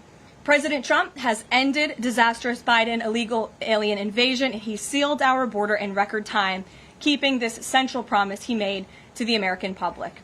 With that, I will take your questions. Here in our new media seat today, we have Michael Schellenberger, who is the founder of Public News with nearly 2 million readers and subscribers. Michael, thank you for being here today. Thank you. And why don't you kick us off? Sure. Thank you for making space for new media. Nice to meet all of you. It's great to be here. I want to see if you could give some insight into whether the president is considering additional measures against Europe and Brazil, not just for censorship, but also for preventing political candidates from actually competing in elections. We've now seen in Romania, France, and now Germany with Joachim Paul, efforts to basically just prevent candidates from being able to compete in elections. The president has shown some concern around President Bolsonaro, who's being prevented from running. All of this is coming in the context of increased censorship of online platforms, of American platforms, and efforts to censor Americans. I'm personally being investigated under criminal investigation with my Brazilian colleagues for publishing the Twitter Files Brazil. We're very grateful that the president has imposed Magnitsky sanctions on the judge. Is the president considering additional actions, given that it appears that they're going to end up with a conviction against President Bolsonaro, preventing him from running? Is he considering doing anything about this crackdown in Europe? I mean, it's shocking to see Joachim Paul,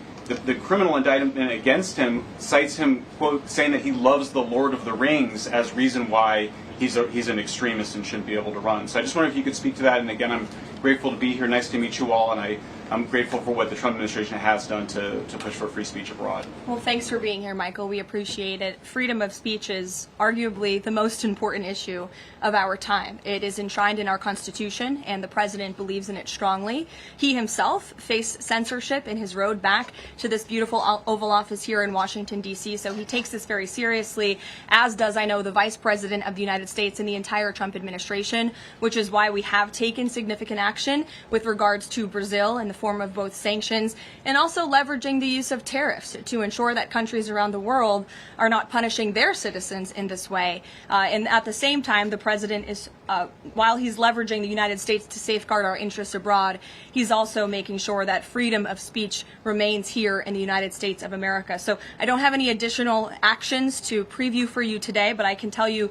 this is a priority for the administration, and the president is unafraid to use the economic might, the military might of the United States of America to protect free speech around the world. Quick follow-up to that? Sure. Quick follow-up, which is just, there was a Reuters story saying that the Trump administration was looking at this Europe-U.S. trade deal as one of the sticking points, this issue of the censorship, not just of U.S. platforms, of Americans. Do you have any updates on how those trade talks are going? And I also wonder if the president is concerned about NATO membership. NATO membership requires that you be a democracy and you have free speech. Is it possible that some of these actions that we've seen in Romania, France, and Germany would disqualify those countries from being in NATO after this? I have not heard the president discuss NATO membership in regards to this issue in particular, but I have heard him discuss the issue of free speech and the importance of free speech with foreign leaders around the world, including the Prime Minister of the United States. We were in Scotland. The president brought this up and how important it is for the Prime Minister to protect free speech in the UK and in various conversations with other world leaders. So he brings it up, and I think the entire world knows that this is a priority for the President of the United States. Gabe. Thank you, Caroline. Regarding the Israeli strike in Doha, how much time or how much of a heads up did the U.S. get, and does the president support the strike?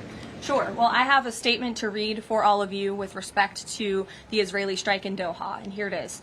This morning, the Trump administration was notified by the United States military that as Israel was attacking Hamas, which very unfortunately was located in a section of Doha, the capital of Qatar.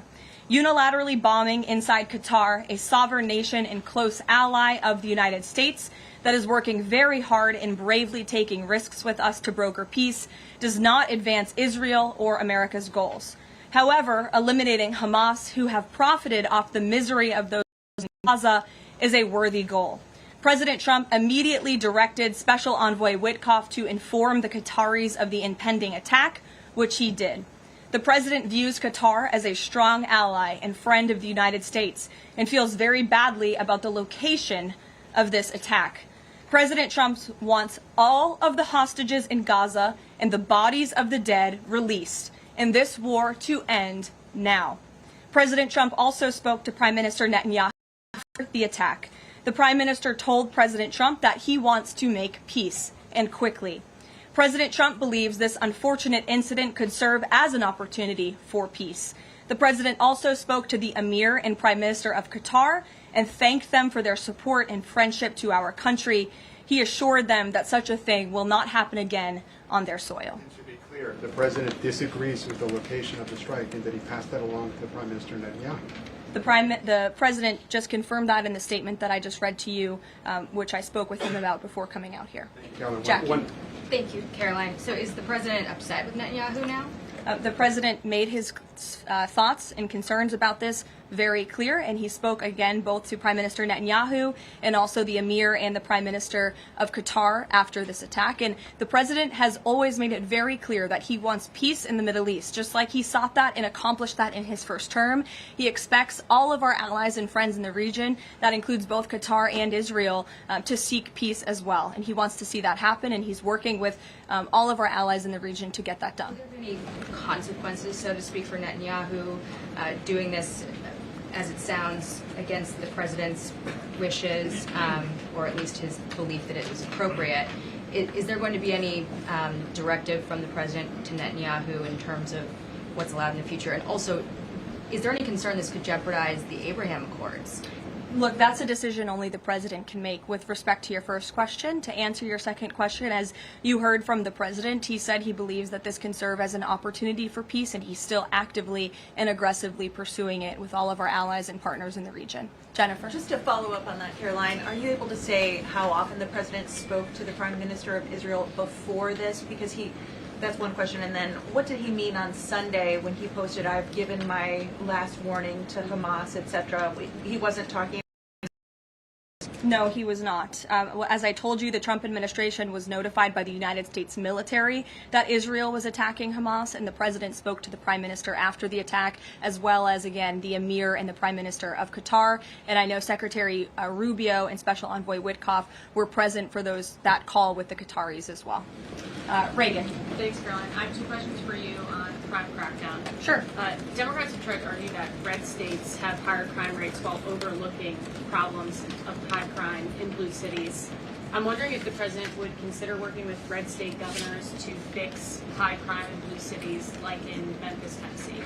So first of all, I want to get to the premise of your question, Reagan, which is being pushed by Democrats, that there is crime in red states. Of course, there is crime in all states, but the crime in these cities is all in cities that are run by Democrats. If you look at the list of the top 20 high crime cities in the United States, every single one, with the exception of one in Louisiana, is run by a Democrat. And these Democrats have supported the same policies that I spoke about at the beginning of this briefing, like cashless bail. If you look at a red state, Mississippi, but a Democrat-run city in that state, Jackson, in 2019, Jackson, Mississippi, eliminated cash bail for virtually all misdemeanor cases. And while Jackson is not formally a sanctuary city, the state of Mississippi formally banned sanctuary cities, and this city has acted as a de facto sanctuary city for criminals and illegal aliens since 2017. Same thing, Birmingham, Alabama, a Democrat-run city in a red state. In 2017, the Birmingham City Council unanimously passed a resolution, quote, committing to establish sanctuary policies. So if you actually look at the facts from these Democrat-run cities, these are cities that are run by Democrats and by by members of the Democrat Party. These are blue cities, and they have all supported these disastrous policies which allow repeated career criminals back onto the streets to further commit acts of violence. And so to answer your question, yes, the president wants to work with anyone across this country who wants to end these horrible policies and to bring law and order to our streets. And I think that is proven by his tremendous cooperation with the mayor of Washington, D.C. and our nation's capital. And just look at the results of that. And I do have some updates for you on the D.C. crime crackdown. There have been a total of 2,177 arrests made since the start of the operation on August 7th. Just last night, there were 57 arrests made in Washington, D.C. Of the 57 arrests, there were 14 illegal aliens who were arrested, many of whom had prior criminal histories. And other arrests just last night in our nation's capital, so you all can be very grateful for this. Our great men and women of law enforcement, both federal and local, working together as they should, made an arrest on a warrant for assault with the intent to kill. The subject shot 2 adult males after an altercation. They made an arrest on a warrant for an armed carjacking. The subject assaulted an adult male in the face with a firearm and then took his keys. We also made an arrest on a warrant for simple assault and the destruction of property and subsequently charged with second-degree theft. Last night in D.C., there was an arrest for possession of a controlled substance with second-degree theft. There was an arrest for possession of a controlled substance with the intent to distribute that subject. The person is also a subject of interest in a homicide and a carjacking. Last night in D.C., we also arrested a felon in possession of a firearm who was carrying that firearm without a license. So these are the career criminals. These are the bad guys that we are picking up in Washington, D.C. every day. The president would love to do this in every Democrat-run city across the country, and he hopes that more Democrats will call the White House to allow us to help them. One more that's D.C. specific. Congress is poised to not extend Trump's police. Mayor Bowser signed an executive order formalizing cooperation with federal forces. You just mentioned all the success that the operation has had. Does the White House believe that the Mayor Bowser's action is enough to continue the crime crackdown? We are very grateful for the mayor's cooperation in this effort, and we look forward to continuing to work with her and the Metropolitan Police Department. Bloomberg. Thanks, Caroline. The president says, he plans to speak with Putin soon. Can we expect a phone call? I don't have any phone calls to read out between you, the president, and any other foreign leaders. Ed. Thanks, Carolyn. I want to ask about the benchmark revisions that came out. If you look at the revisions between March of 2024 and March of 2025, and you do a little math, it averages out to 73,000 jobs roughly per month added to the economy, less than what was thought. When can we expect the Trump administration, now that their policies are rolling out, for that increase, that average to increase? Well, let me just say something about the revisions that came out this morning. And this was one of the biggest revisions in absolute terms in decades. And the benchmark year, March 2024 to 2025, shows that the job growth was vastly weaker during the Biden administration than ever previously reported. Between this revision and last year's, job growth was actually overstated by approximately 2 million jobs. And the Biden administration stood up here and vouched for that data and told you that data was real. And when President Trump calls into question the veracity of that data, like he did before he took the oath of office and even now as President of the United States, he was ridiculed for that. And turns out this revision proves two things. Number one, the president was right. And this is why we need new leadership at the Fed. And this makes it very clear that President Trump inherited a much worse economy by the Biden administration than ever reported. And it also proves that the Federal Reserve is holding our monetary policy. Rates are too high. The Fed needs to cut the rates because of the mess that we inherited from the Biden administration. Time frame. The president has said a year. Secretary Bessent said maybe the fourth quarter. When can we expect these numbers to increase? Well, first, we need accurate numbers. We need truthful and honest data, which is why the president took the monumental step to try and appoint and confirm new leadership at the BLS so we can have data that we can actually rely on. And that's what the president has been is doing, and we hope that his nominee will soon be confirmed. Charlie. You addressed the crime of Irina Zarubka, and the president has done a lot to deliver justice for victims of crimes like that horrific stabbing. And the Epstein files are back in the news because a lot of Americans feel that that Jeffrey Epstein's victims never got justice. Does the president care about these victims? Do you think he can does he want to deliver more justice for them, and is he willing to meet with them? The president cares about victims of all crimes, and that's why Republicans in the Trump Department of Justice have done more in terms of transparency when it comes to the Epstein case than any administration. And why are the Democrats all of a sudden caring about this? It's because they are desperately trying to concoct a hoax to smear the President of the United States. We have seen this time and time again. Ro Khanna and all of these other Democrats, they could have cared about those victims 4 years ago. When Joe Biden was in office, they could have pushed for transparency then. Unfortunately, the Democrats are using victims as political pawns to try to smear and to push a hoax against the President of the United States. And I will get you numbers on the amount of child predators that this administration and this FBI and this Department of Justice have locked up under President Trump's leadership. We have done more than any president to protect victims of crime, especially disgusting, heinous sexual crimes. And that includes the deportation of illegal aliens who are perpetrating these crimes against innocent victims in our country right now today. And that remains a top priority for this administration. Does the president, will he meet with the victims? On the Doha strikes, did the president speak with Netanyahu before they were carried out? Did he urge him to not go through with it, or did they only speak afterwards? Again, I read you a statement. The Trump administration was notified by the United States military that Israel was attacking Hamas. The president directed his special envoy Witkoff to immediately call the Qataris. And after the attack, he spoke to Prime Minister Netanyahu. Behind you. Thank you. Go ahead. About the Epstein case, would the White House support a professional handwriting expert review of the document released yesterday to prove that it's not the president's signature?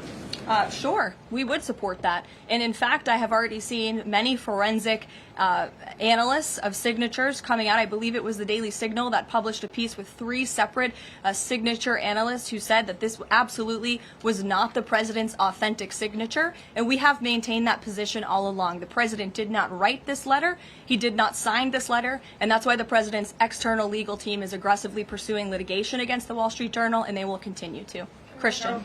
Thanks, Caroline. Following up on Ed, now that we have these revised jobs numbers, is the president concerned at all that price spikes, stemming from his tariffs through the end of the year, might actually be driving the country towards a depression or a recession? What I'm asking is he committed to these policies now that we know how faulty the jobs data was? The president is committed to his policies because his policies are working, Christian. And there have been a lot of people fear-mongering about inflation in this room, but it just has not come to fruition. On a monthly basis, CPI inflation has now come in at or below the market's expectation for 6 consecutive months every month that President Trump has been in office.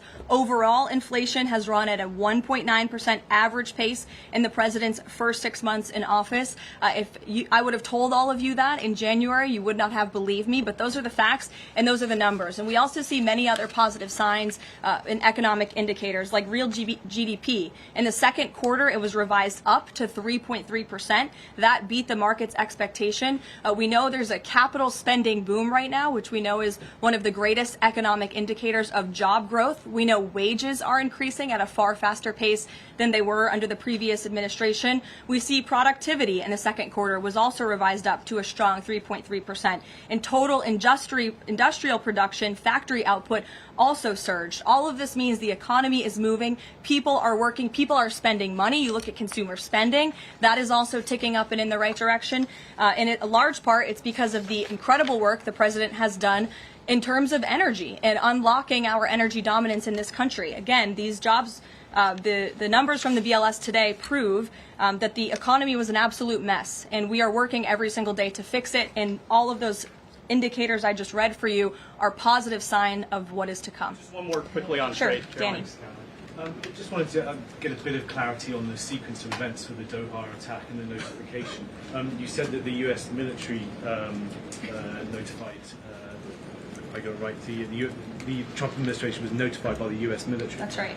Was the U.S. military notified by the Israeli military, or did the U.S. military detect an incoming Israeli attack on Qatar? The U.S. military notified the White House and the President of the United States. That's all I have to share for you on that, Danny. Thank you. Jeff.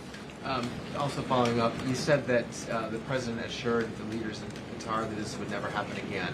Did he say that to the Prime Minister of Israel, and did Prime Minister Netanyahu agree to that? The president told that to the emir and the prime minister of Qatar, and the president also overstressed the importance of peace in the region in his conversation with Prime Minister Netanyahu as well. And Prime Minister Netanyahu told President Trump he wants peace and he wants it quickly. That's what the president expects to happen.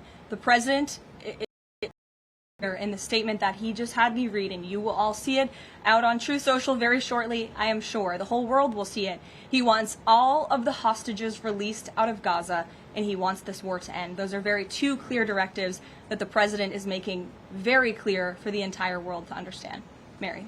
But Qatar obviously has been helping to negotiate these ceasefire talks. Does the president think that Israel is undermining negotiations by striking Qatar? Is he concerned that Qatar's no longer going to want to play that intermediary? In the statement, I can read the whole thing for you again. I think it's very thorough because the president wanted to address all of your questions. We wrote, unilaterally bombing inside Qatar, a sovereign nation and close ally of the United States that is working very hard and bravely taking risks with us to broker peace, does not advance Israel or America's goals. However, eliminating Hamas, who have profited off the misery of those living in Gaza, is a worthy goal. So he answered that question himself. You can't say that Israel informed the U.S. What I can tell you is the United States military informed the Trump administration. Thank you. A quick follow on that. Can you tell us when the U.S. military was notified, given that the largest U.S. military base is in Doha? And then I have a question on D.C. crime. This morning, just before the attack, as I said earlier as well. Okay, thank you. And yesterday, the president spoke about D.C. crime and talked about how there was virtually none. And then he expressed frustration about things that take place in the home they call crime. He said, they'll do anything they can to find something. If a man has a little fight with the wife, they say this is crime. See, now I can't claim 100%. Exactly what crimes was the president referring to? He wasn't referring to crimes. That's exactly the point he was making, Ouija. What the president is saying is that these crimes will be made up and reported as a crime to undermine the great work that the federal task force is doing to reduce crime in Washington, D.C. And I think the president has every reason to believe that, given the efforts of many reporters in this room who actively seek to undermine the president and what he's doing in our nation's capital. We all know that deep inside you all agree with this because you all live here, and I'm sure you are very grateful for the administration's efforts to make the city, which we all reside in, much safer for ourselves and our families. Michael. Thank you, Caroline. Florida Congressman Randy Fine is calling for judges to face consequences if the violent repeat offenders they release go on to commit new crimes. Is that something the president supports?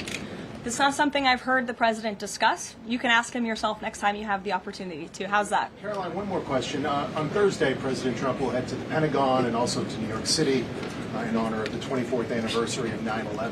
Has the president expressed any interest on creating or having congressmen create a new 9/11 commission to answer some of the ongoing questions many Americans have about that day?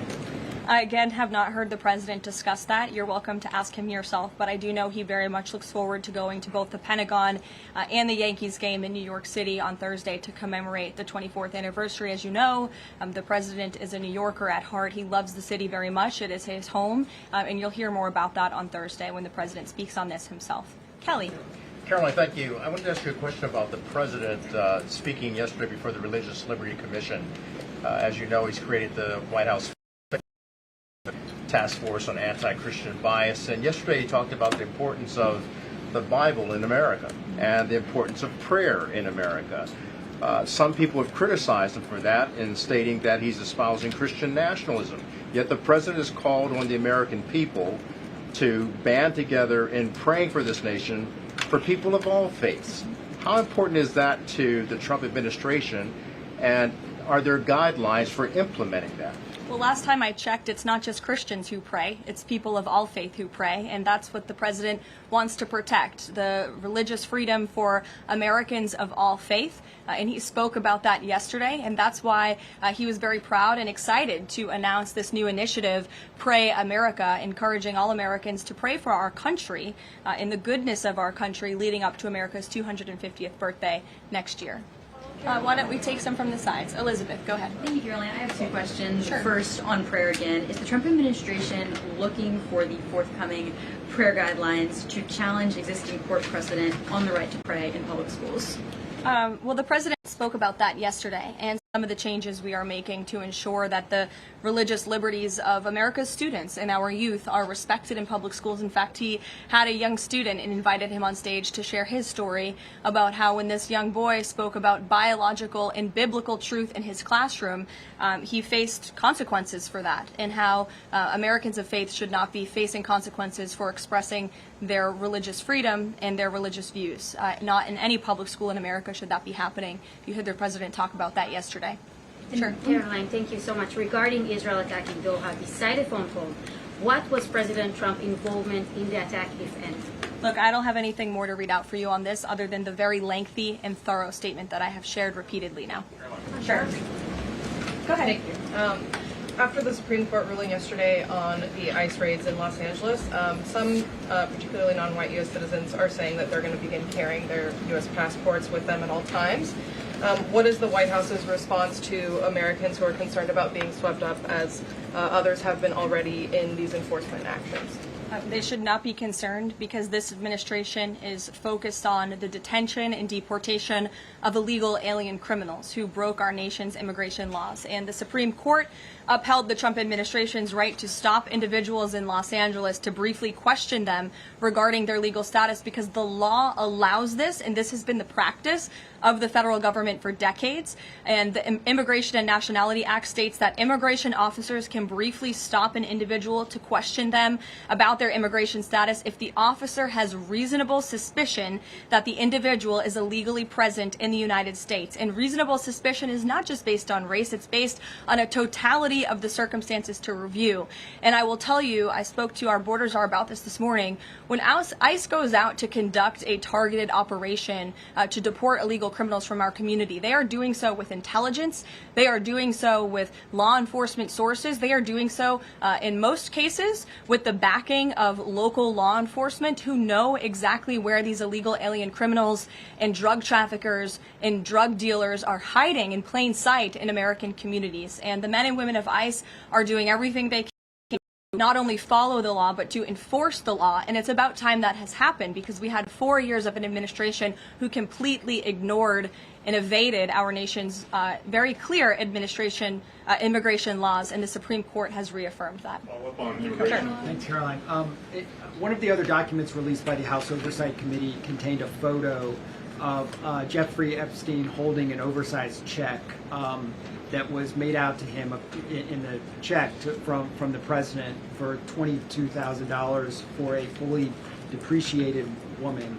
I wondered if the president has any recollection of that, or what you guys make of that photo that was included in those documents. Did you see the signature on that check? It is not Donald Trump's signature. It is absolutely not. The president did not sign that check. But does he recognize the woman? Caroline, Thank you, Caroline. on the New York City election, Caroline. is he Well, considering? I'll take both of you. Go ahead. So first, is the president considering offering Mayor Eric Adams a job? If so, why? And does he think Curtis Lee was a serious candidate for New York City mayor?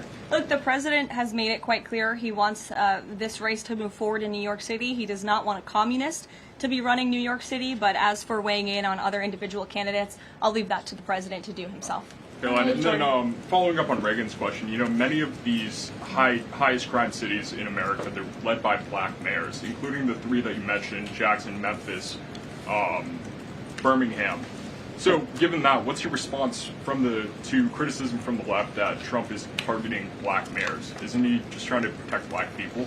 The president is trying to protect all Americans from crime, and he wants to make all of our cities in America safe. And the fact is, the most dangerous cities in America are run by Democrats, overwhelmingly. And according to the FBI crime statistics, 19 of the top 20 cities with the highest murder rate are run by Democrats. And these high crime Democrat-run cities are driving up the crime stats in otherwise safe red states. So, of course, he wants to address this problem. He's made that quite clear. Mike Johnson came out and said that the president was an FBI informant. Do you know what he meant by that, if it's not true? I can affirm that is not true. I think the speaker was referring to the fact that President Trump kicked Jeffrey Epstein out of his Mar-a-Lago property for reasons the president has already discussed. John. Oh, thank you, Caroline. As a Washington, D.C. resident with my family, I just want to thank the administration for revitalizing safety here. In the last 3 weeks, it's been stunning. Well, I want to go to Virginia. All of a sudden, out of the blue, Winsome Sears has closed the gap on Abigail Spanberger. Got 4 issues. Coerced abortions in Fairfax County without telling mom or dad, no parents. Girls going in boys' bathrooms on film, right? 2 of the young fellows get suspended for complaining about it. Virginia Beach man, an innocent man, is now died in a car crash by a drunk illegal going on the other side of the road. And now you got Spanberger's got these racist signs. When are we going to get the president to make an official endorsement of Winsome Sears and maybe come and campaign in West Virginia? Well, as you know, I'm very limited in what I can talk about when it comes to political endorsements in future elections from this government podium. But all of the issues that you just mentioned, I know, are very important to the president, and it's quite common sense. It's the foundation of the Republican Party, and it's what sent this president back to the Oval Office. We want to keep men out of women's sports and bathrooms. We want criminals to be locked up. The president wants to see law and order in every state across the country. But as for political endorsements, I'll leave that to him and his political advisors to make those. Sure. Haley. Good evening, Caroline. I have 2 questions for you, if it's okay. One on Doha and one on immigration and crime. Sure. On Doha, ahead of the strike we saw today, did the administration at any point try to dissuade the Israelis from the potential for an action like we saw today? Again, I have answered questions repeatedly on this. I have a very lengthy statement which we will release after this briefing for all of you to read and to report on once again. Okay. And then on a case in Maryland, the killing of Dakara Thompson, there are reports that the suspect arrested for her murder was in the country illegally and arrested and released for driving under the influence both in 2022 and in April of this year by U.S. Park Police. Is the administration looking into what process allowed this to take place? Yes, we absolutely are. As soon as we saw this case, we ensured that the Department of Homeland Security and the Department of Justice were on it, and I can assure you that they are. This is another heinous act of violence against someone who should have never been in our country illegally in the first place, and that's exactly why criminals from our country is a top priority for this administration, and it's something that is happening every single day. And I would encourage all of you to continue to report on the very violent illegal alien criminals that we are deporting daily from American communities across the country. We will never understand how many lives have been saved by these efforts, or how many lives would have been lost if not for this president and the administration's policy to deport illegal criminal aliens. On tariffs? Thanks, Caroline. Follow up on Charlie's question. Will the president meet with the Jeffrey Epstein victims? I don't have any meetings for you to read out on that. Caroline, Go ahead. Thanks, Caroline. Is the Trump administration considering a ban on transgender Americans owning guns? Is that something the president would support, even as we've seen some gun groups oppose the idea of it? I saw reporting on this. I understand there were very preliminary, low-level discussions about this at the Department of Justice, and then sometimes those discussions are reported. I'm not tracking any potential actions on this front, and I'll let the president weigh in on that. It's a policy decision, and it's far too early or would be premature, inappropriate for me to weigh in on it at this point in time. Behind you. Go ahead.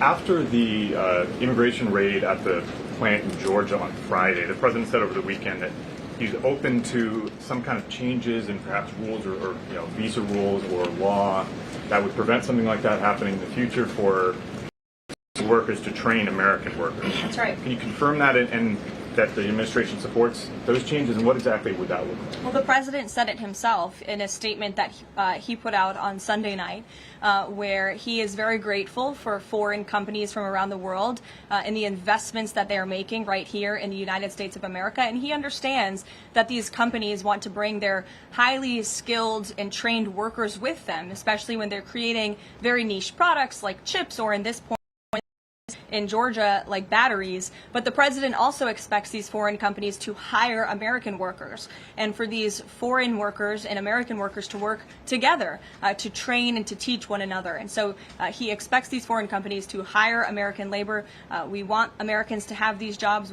Americans need these jobs, but he also understands the need for these companies to bring over their workers who already have these skills. So I think it's a very, what those changes might be? I think it's a very nuanced and responsible and for the president to take, and I know that the Department of Homeland Security and the Department of Commerce are working on this matter together. I would defer you to them for any further action on this front. Caroline, thank you. Just I want to follow up on something you said. You said the Epstein documents are a hoax that Democrats are perpetrating against the president. You've said he didn't sign that check, that he didn't sign the birthday card that he allegedly signed. So what is the theory, since these documents came from the Epstein estate? Who is I guess in your view, faking these documents? I did not say the documents are a hoax. I said the entire narrative surrounding Jeffrey Epstein right now that is absorbing many of the liberal cable channels on television is a hoax that is being perpetuated by opportunistic Democrats like Ro Khanna and the others whom you saw on that press conference outside of Capitol Hill, who are trying to push this hoax against the President of the United States. What exactly is the hoax? I'm just trying to understand what's fake. What's fake is not the documents. The hoax is the Democrats pretending to care about victims of crime when they do not care about victims of crime, when they have done nothing to solve crimes, when they have done nothing to lock up child pedophiles and child rapists across the country, and when they are now using victims as political props to try and, again, smear the President of the United States and drag on this bad story about him. It is a distraction. The Democrats view this story as nothing more than an attempt to distract from the accomplishments and the achievements of this administration. And that is what we mean when we call it a hoax.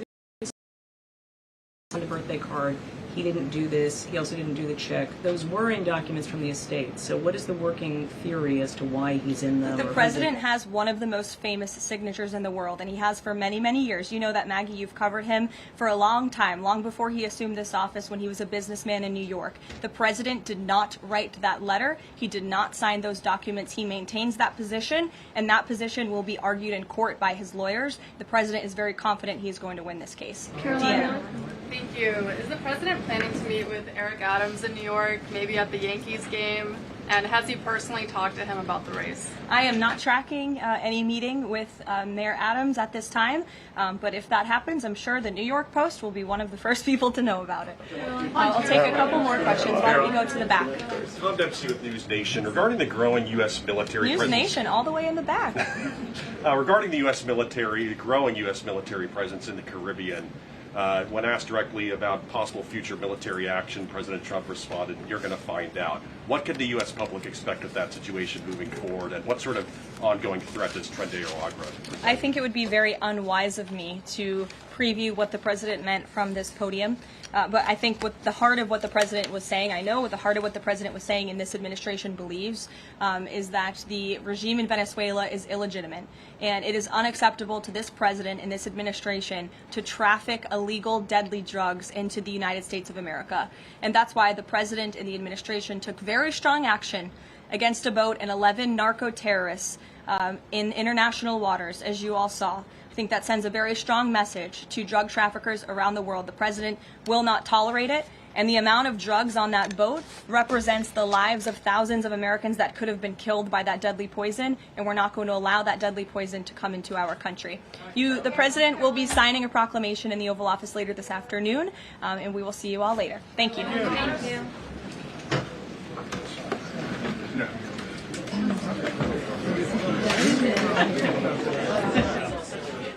All right, so obviously a considerable delay right now for that proclamation to be signed by President Trump there at 1600 Pennsylvania Avenue. As soon as we see that live feed, we'll go there. Trust me, I want to see the proclamation get signed just like you do. So as soon as we see that feed, we'll take you there live. Glad to see Carolyn Levitt there just, doing what she does best, showing the fake news what's up. You know what I mean? So great to see the new media seat there and other conservative journalists as well. So looking forward to seeing the president here in just a minute. Let's go to a commercial break. Matthew Alvarez will be right back. Welcome to Right Side Broadcasting Network, your trusted conservative news outlet. At RSBN, we deliver the truth when the mainstream media falls short. Since 2015, we've proudly broadcasted every single one of President Trump's iconic MAGA rallies, bringing you the excitement and energy live before anyone else. By watching RSBN, you get an unfiltered front row view of the action on the ground. We interview the crowds to give a voice to millions of Americans just like you. We show you President Trump's speeches in their entirety, free from interruptions and censorship. We cover the stories that matter to you with the integrity and passion you deserve. Thank you for choosing RSBN as your home for America First News. Together, we stand strong, united, and informed. So join us and be part of the right side of history. Hey y'all, it's Silk from the Diamond and Silk Chit Chat live show. Look, don't forget to check me out right here on RSBN Network. Be sure to watch the show on Right Side Broadcasting Network, and I want you to support Right Side Broadcasting Network. Yes, it's imperative that you do so, okay? I look to see y'all soon. Bye-bye.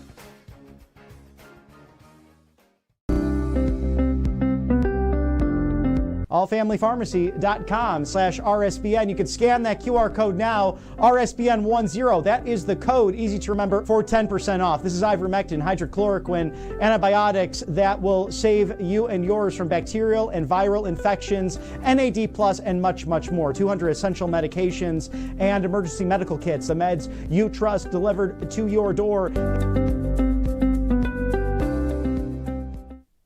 I was just thinking about a Bible scripture, Romans 8:28, and we know that all things work together for the good to those that love God and are called according to his purposes. What a great scripture that is. No matter what you're going through in life, it's always good to have that encouragement. Anyway, just thought about that. Thought I'd share it with you here as it's 5:36, Tuesday, September 9th. What we know that with the president's schedule coming up, obviously it's a delayed schedule today when it comes to the proclamation signing, so we're hanging tight together. Thanks for your patience. I have to be patient as well. Thursday, September 11th, of course, the president, we're told, will visit the Pentagon, the 9/11 memorial in the morning, and then attend the New York Yankees game at night. This is all to honor this is the 24th anniversary of the 9/11 attacks. So that's happening on Thursday. Then on Tuesday, September 16th, the president and the first lady will then depart for their overseas trip to the United Kingdom. On September 23rd, the president will return to the Big Apple to address the United Nations. And as the majority of the country knows, President Trump won 3 straight elections in a landslide. Let's repeat it again, right?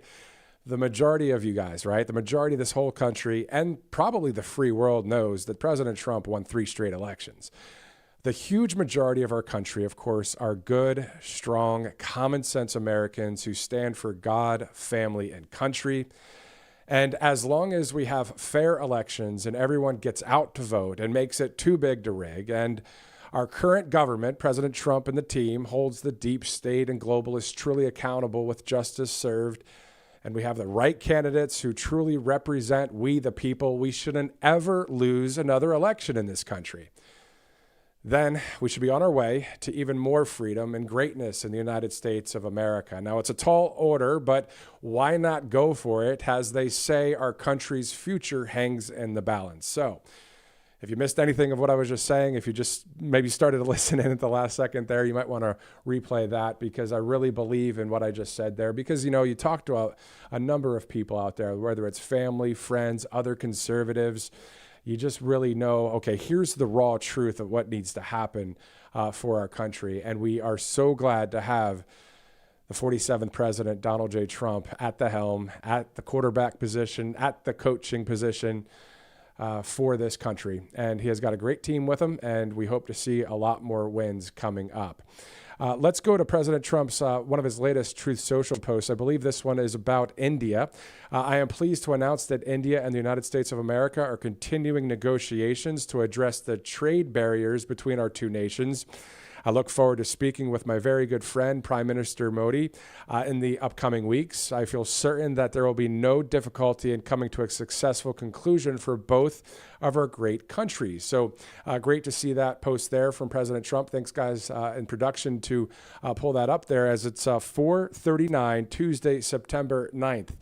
Now, I mentioned this just the other day, and, sometimes it's people are, want to share rocket science with you. They want to be so eloquent and perfectly sounding about what they're talking about. And you know what? I like common sense, you know what I mean? And I know most of America does too. So our third president, Thomas Jefferson, wrote in that Declaration of Independence that is so beautifully being hung on the wall there in the Oval Office, this portion that we've all heard before, but it's always good to repeat it. I ended a broadcast with this the other day, but I just want to do it one more time here, because the truth of this is just perfect. We hold these truths to be self-evident, that all men are created equal, that they are endowed by their Creator with certain unalienable rights, that among these are life, liberty, and the pursuit of happiness. Unalienable, I was looking it up the other day. It's basically something that can't be taken from you. This is from God to us. Among these are life, liberty, and the pursuit of happiness. And that whole liberty thing, the Bible says where the Spirit of the Lord is, there is freedom. President Trump spoke at the White House Religious Liberty Commission the other day. Having that freedom, having that liberty is what this is all about. It's the free world versus the tyrannical governments out there, or the tyrannical type of people, the deep state and the globalists who are trying to come against us. We're going to win. We know the end of the book. But until then, we have to pray hard, work hard, vote hard, get the job done. Also, as we're awaiting President Trump, it's 5:41 Eastern time. There should be a Rush Limbaugh School of Journalism, just like there's a Walter Cronkite School of Journalism. As a patriot on Truth Social once said, Rush Limbaugh was the original straight talker. Thank God for the late, great Rush Limbaugh coining that phrase, lamestream media, and President Trump coining the phrase fake news. Two great people. And we continue on with that in conservative media, going against the system, going against the establishment, going against censorship, going against the mainstream media, going against the false narratives that are out there. We're on the right side of history over here. And if you saw that video from Punta Gorda, Florida, Devin Nunes, thank you for the retruth on that video. Roger Stone, Mike Lindell, a number of other people. A.F. Branco, the cartoonist, the conservative cartoonist, Silk of Diamond and Silk, and so many other patriots retruthing and watching this video because it resonates with all of us. It's the people saying we want freedom in this country. We want President Trump to take care of business. We want those that have broken the law to be held accountable. We want the 20 core promises to be fulfilled in this land and into the future. And to be honest, I've been working in mainstream media, back since 2005 or 6, right? First started out there in Colorado in a small station, then went to Columbus, Ohio, then New York, then Nashville, Tennessee, and then in Pennsylvania. And I've seen the newsrooms. I've been around this country. I've been to the White House before. I've been to the Pentagon before when I was an intern at one of the cable news networks, not one of the left-wing ones. And anyway, and I've been out to England and I've seen a lot. I've been to Australia. I've been to Africa. I've met presidents. I've interviewed presidents. Obama, for one question when I was in local news. I've seen what it's like out there. I've seen these newsrooms. These guys are all against we the people. They're all against all of us. And to be able to speak here in this studio in Auburn, Alabama, and as we await the president, to share my heart with you, to share my mind with you, I am very grateful to do that, to use all of that skill set from being a reporter and a correspondent and an anchor in other places across the country, but using it for God, family, and country. That's what it's about. We don't play TV here at Right Side Broadcasting Network, and either do some of the other conservative networks that I've seen out there. This is for the real deal. So everybody using their podcast skills, radio skills, TV skills, whatever media skill you have, and those of you that aren't in media, those of you that work in other industries, we are your voice. We're with you. We understand what you're saying. We hear you, we feel you, we see you, we understand. I'm going to give an exclamation point to that right now. Director, if we can go to the Punta Gorda video one more time, because I want you guys that are watching right now to see what I'm talking about. If the president, we see, signs the proclamation, trust me, as soon as we see that live feed, we're going to go right to it. But in the meantime, let's return to Southwest Florida, where a bunch of patriots, just like you, just like me, and just like the people you're about to see. Check it out.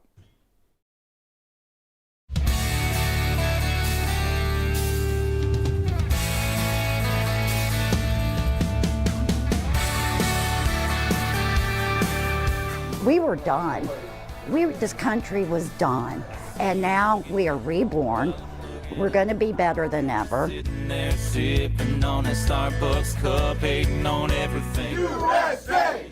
USA! Toby Keith, climb back in my... We're kind of okay with 2020 being rigged now because look at him. He's sharpened, he's fine-tuned, he knows who needs to go.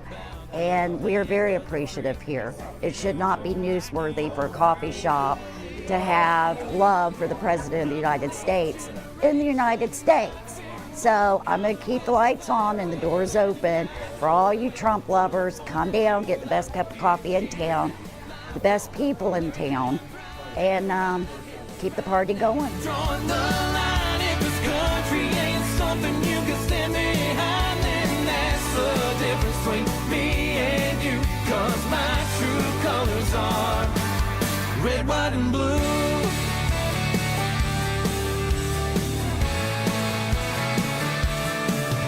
Yeah, my pappy served in the Second World War. I ain't ever given up all that he fought for. And if you're coming here aiming to take what we got, we're gonna fight, fight, fight. Go on and take your shine, but I ain't leaving it. I'm an 8th generation God-fearing blue collar with a flag waving, and I don't wait for the 4th of July. It's year round, lifelong American pride, and right here, right now, drawing the line. If this country ain't something you can stand in. At Trumpy Town, oh look, there's Roger Stone on the back of his yacht over there, and my customers bought their flags here. But it's also home of the world famous signed autograph by General Flynn, my Trumpy bear. Only one in the world, just like Trumpy Town. And we love our president, we respect our president, we appreciate our president. As long as he's keep getting hate, I'm gonna be here. I ain't leaving here. I'm an 8th generation God-fearing blue. Around 2018, the founder of Trumpy Town, the former owner, had the concept because it was a sad place to hang out. A bunch of liberals complaining about everything under the sun. He went to a Trump rally, light bulb went off, he came back, hung the first Trump flag up, and they all left, and a whole bunch of awesome people showed up, and the rest is history. I've worked here for 5 years, and we made it through the Biden years barely. So when the former owner decided he needed to retire, we were going to close, and nobody was good with that. So I bought the place, so we can keep it going. And I've rebuilt it bigger and better because the Trumpies are worth it. They are. Trump is worth it. But his supporters, they've done nothing wrong. They're all good people. And I'm going to keep celebrating all of them. Raise your hand if you want the National Guard in big cities across America. Absolutely. Get rid of that crime. Send more. Send more. Not doing anything, I crank up some Toby Keith. President, we are ready for you to lead. You give us the orders, we'll go. Freedom has to be defended. God bless you. Start holding some of the politicians accountable for the stuff that they've done, especially the Democrats. The Republicans seem to have a way to eat their own if something goes wrong, but if a Democrat does something that kind of slides. Inklings of communism creeping into our country. I'd like to see him put a stop to it right now before it gets further on. Yeah, no Zoran Mamdani, right? No. Your thoughts about the country and just what do you think needs to be done? Continue to clean up the legal situation. We need vindication for January 6th. There needs to be more investigation. What we have here, like the group just getting together, this is what America should be. This is what America's about. This is America. The right to be free, and we want to fight for it. I could not live without them, not at this point. I have given everything I have to keep this place open so that we can stay together. And I've got people worldwide, every state in this country that come here and tell me, ooh, we could never have this where we come from. Yeah, you can. It takes courage. Stand up. Courage is contagious. Make it happen. Thank you, Donald Trump, for stepping up. We love you. There's always free coffee or Diet Coke on the house for you. Find me. Come to Trumpy Town. When you keep doing the right thing, Mr. President, so far so good. He's a true patriot. He understands the core problems of America, and him and his family have sacrificed their wealth, their security, their comfort to address the problem. That means this man loves America, and therefore I love him. Freedom in America costs everybody, and we all work to make it free. Well, I fought for freedom. I'm actually a military veteran, so it means the world to me. When we had Obama and then Joe Biden in, the censoring on social media was going insane. I mean, it was just, they were censoring free speech, which is a First Amendment protected right. And I'm just like, this is not okay. They're taking our freedom slowly. It's not what I fought for. So this is Right Side Appreciation Day at Trumpy Town, because without you guys, I don't know if it could have gone as awesome as it has. You guys have stood behind him since day one. And we thank you from Trumpy Town. Country ain't something you can stand behind, and that's the difference between me and you, 'cause my true colors are red, white, and blue.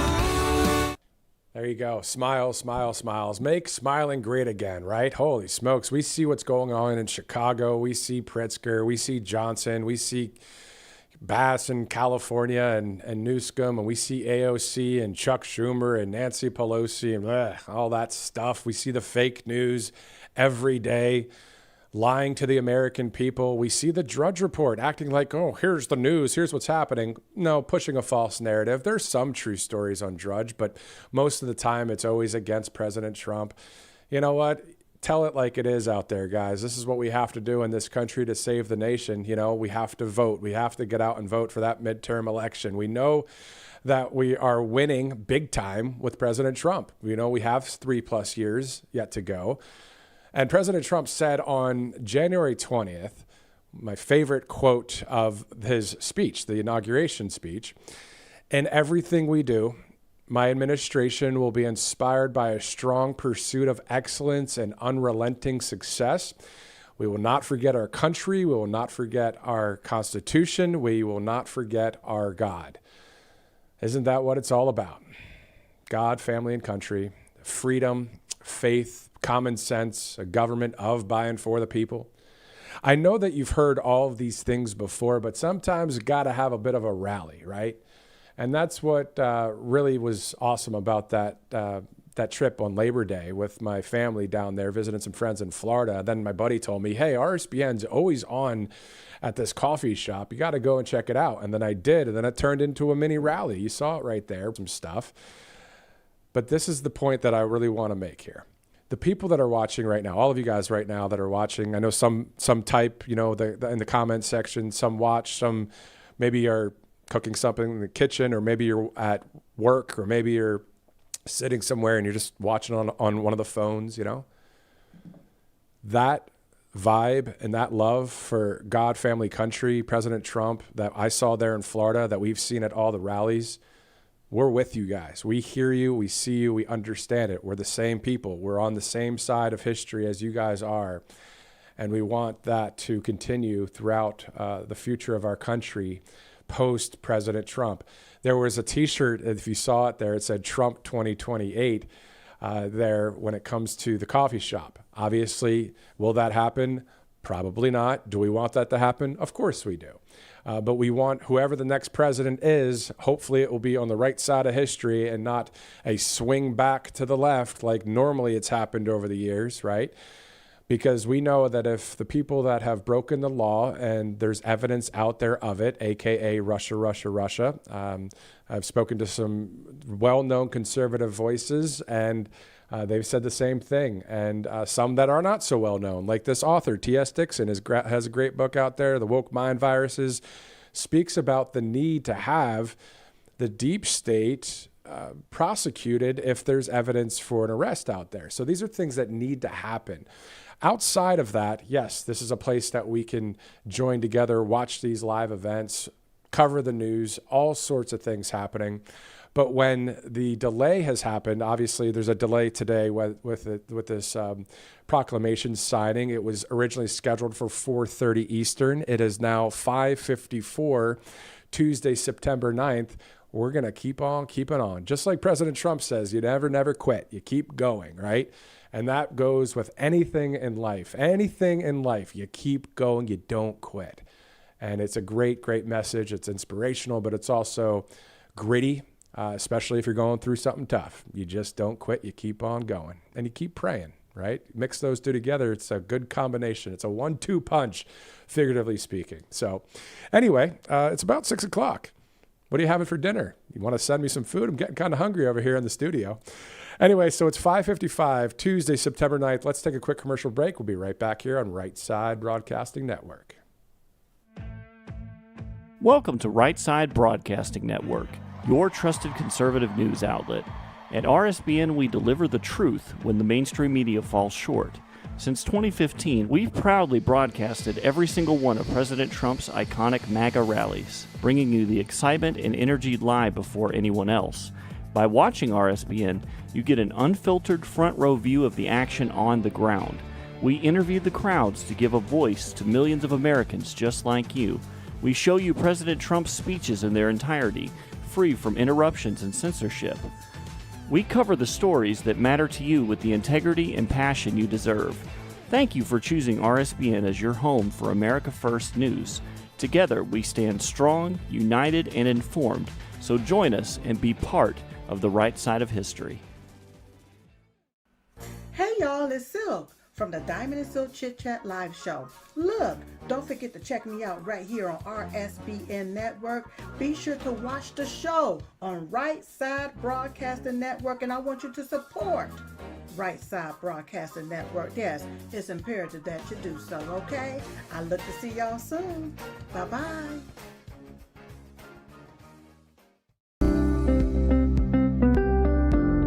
allfamilypharmacy.com/RSBN. You can scan that QR code now, RSBN10. That is the code, easy to remember, for 10% off. This is ivermectin, hydrochloroquine, antibiotics that will save you and yours from bacterial and viral infections, NAD+, and much, much more. 200 essential medications and emergency medical kits, the meds you trust delivered to your door.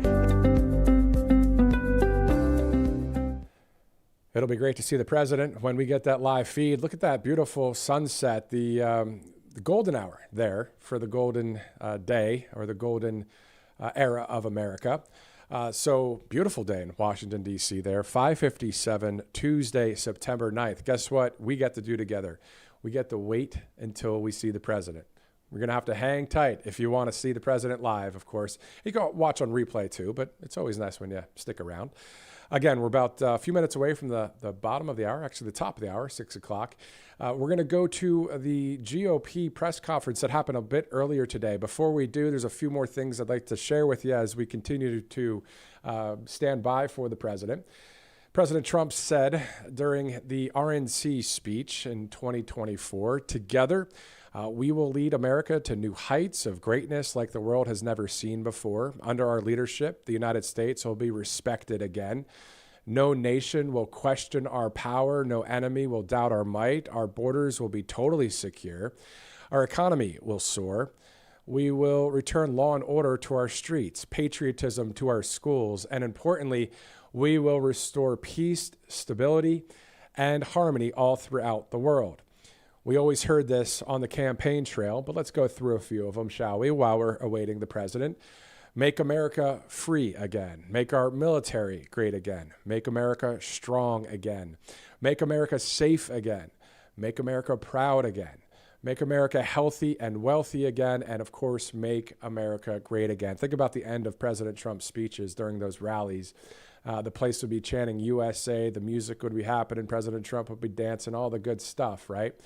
Now, this isn't just a pep show, indirectly pep show broadcast, but is definitely something where having freedom of speech to be able to talk about, this country and the things we want to see done is great. Because one of the main things I want to share with you as well is the GOP platform, President Trump's platform, that we talk about a lot on this broadcast. But since we have a little bit of time, a little bit of a delay going on, it's kind of like a rain delay, but without rain, It's kind of what we have to do here in the media sometimes is stretch. But we will also go to the GOP press conference here in just a minute. But I want to go through the core promises to we the people. And a lot of these promises have already been satisfied or fulfilled in our country. There are some that still need to happen. Some are an ongoing thing. But let's go with number one. Again, this is out of the 20. Ready? Here we go. Number one, seal the border and stop the migrant invasion. So this is something, again, if we look through these 20 core promises, let's do a little bit of a checklist and see what is happening and what may not be happening. So number one, we know that that's happening. Seal the border and stop the migrant invasion. Number two is to carry out the largest deportation operation in American history. We already know that's happening. Number three, end inflation and make America affordable again. Well, if you look at the inflation numbers, 1.8 is the inflation number right now. What was it with Biden? 6, 7, 8%? I mean, that's pretty dang good if you ask me. Number four, make America the dominant energy producer in the world by far. We're seeing that happen. Number five, stop outsourcing and turn the United States into a manufacturing superpower. Again, we're seeing that. Number six, we have the large tax cuts for workers. No tax on tips, no tax on overtime pay, AKA the big, beautiful law. Number seven, this is an ongoing one. It's my favorite one. Defend our Constitution, our Bill of Rights, and our fundamental freedoms, including freedom of speech, freedom of religion, and the right to keep and bear arms. Number eight, prevent World War III, restore peace in Europe and in the Middle East, and build a great Iron Dome missile defense shield over our entire country, all made in America, AKA the American Golden Dome, right? The thing that will be protecting us in the future if ever needed for that protection. Number nine, end the weaponization of government against the American people. And that number right there, number nine, when President Trump, unfortunately in 2029, when we have a new president, which if it's on the right side of history, great, January 20th, 2029. But when we have that next president, number nine is one of the most important ones out of the 20 core promises, ending the weaponization of government against the American people. And that would be done the way that would be done, as we've heard from a number of people, is to have those that have broken the law in the deep state to be held accountable. Simple as that. Number 10, stop the migrant crime epidemic, demolish the foreign drug cartels, which are now called the terrorist organization drug cartels, crush gang violence, and lock up violent offenders, AKA, hey, let's go with the National Guard in D.C., Chicago, and all around the country. Number 11, rebuild our cities, including Washington, D.C., making them safe, clean, and beautiful again. We're seeing that. Number 12 out of 20, strengthen and modernize our military, making it without question the strongest and most powerful in the world. Seeing it. Number 13, keep the U.S. dollar as the world's reserve currency. Hopefully BRICS, those nations will see the light one of these days and realize that the U.S. dollar is the strongest currency on earth. Number 14, fight for and protect Social Security and Medicare with no cuts, including no changes to the retirement age. The left wing will say, well, wait a minute, you're cutting Medicare of millions of people. No, how about people that are not citizens of this country? Sorry, don't count. If all of us, again, if we all travel to some other country, we'd have to have our paperwork. We can't just go there. We got to know what's going on. That's part of the country. No borders, no country, right? Number 15, cancel the electric vehicle mandate and cut costly and burdensome regulations. We've seen that happen. Number 16 out of 20. So far, so good, right? So far, so good. Cut federal funding for any school pushing critical race theory, radical gender ideology, and other inappropriate racial, sexual, or political content on our children. We're seeing that happen. Number 17, keep men out of women's sports. Also seeing that happen. Now, there are some schools or some places out there still trying to push their liberal junk, but we're not against the actual person. I'm not against the person. I'm against the content of what they're doing, right? It'd be great if we all just got along, right? Well, unfortunately, that's not the case right now. But again, the majority of the nation, as you guys know, we all voted for President Trump 3 elections in a row. So if everything works out, how would we ever lose another election? That honestly, think about it. We've got the majority of the numbers are with us. So, number 18, deport pro-Hamas radicals and make our college campuses safe and patriotic again. Seeing it happen. Number 19, secure our elections, including same-day voting, voter identification, paper ballots, and proof of citizenship. We know that the president is working on this with a number of people. And I feel comfortable naming them because they've been on the broadcast before. Let's put it that way. Good conservatives that are well-known names. Number 20, unite our country by bringing it to new and record levels of success. So those are the top 20. Those are the 20. That's the playbook. You know, you saw football yesterday if you watched that Bears game, right? Or you watched football on Sunday, or you watched football on Saturday, or any kind of sport. There's a playbook to win. And that is a winning playbook if I've ever seen one. Speaking of books, before we get to the GOP, as we are on a delay right now, of course, for the proclamation to be signed by the president. But hey, we're here. We're going to watch it with you. And then, of course, the president will take questions. Usually he does afterwards, so that'll be interesting. So thanks again for sticking with us. But speaking of books, I was talking about playbooks. I want to go through one Bible scripture that I wrote down, or at least typed down. John 16:33 says, I have said these things to you, Jesus speaking here, that in me you may have peace. In the world you will have tribulation, but take heart, I have overcome the world. Isaiah 41:10, so do not fear, for I am with you. Do not be dismayed, for I am your God. I will strengthen you and help you. I'll uphold you with my righteous right hand. Joshua 1:9, have I not commanded you? Be strong and courageous. Do not be frightened and do not be dismayed, for the Lord your God is with you wherever you go. 2 Timothy 1:7, for God gave us a spirit not of fear, but of power and love and self-control. Psalm 23:4, even though I walk through the valley of the shadow of death, I will fear no evil, for you are with me. Your rod and your staff, they comfort me. And the Bible scripture that I started this whole thing out with about 45 minutes ago, Romans 8:28. And we know that in all things, God works for the good of those who love him and who have been called according to his purpose. Great to see it, the Bible. Great to see the playbook at the White House with the 20 core promises. All right, so if you'd like to follow us on Truth Social, it's at RSBN. Also, if you'd like to follow me on Truth, it's at Matthew Alvarez. Thank you so much for sticking with us. So what we're going to do now is we're going to shift gears. We're going to go to the GOP press conference that happened earlier in the day as we await the live feed to the White House. As soon as we see it, we'll take you to the White House. In the meantime, let's check out this press conference. America, we love you. Thanks so much for sticking with us. Well, good morning, everybody. Thank you for being here. Last week, a Venezuelan drug boat tried to poison our streets. And now, today, it's at the bottom of the ocean. That's exactly how you save American lives. President Trump wasted no time.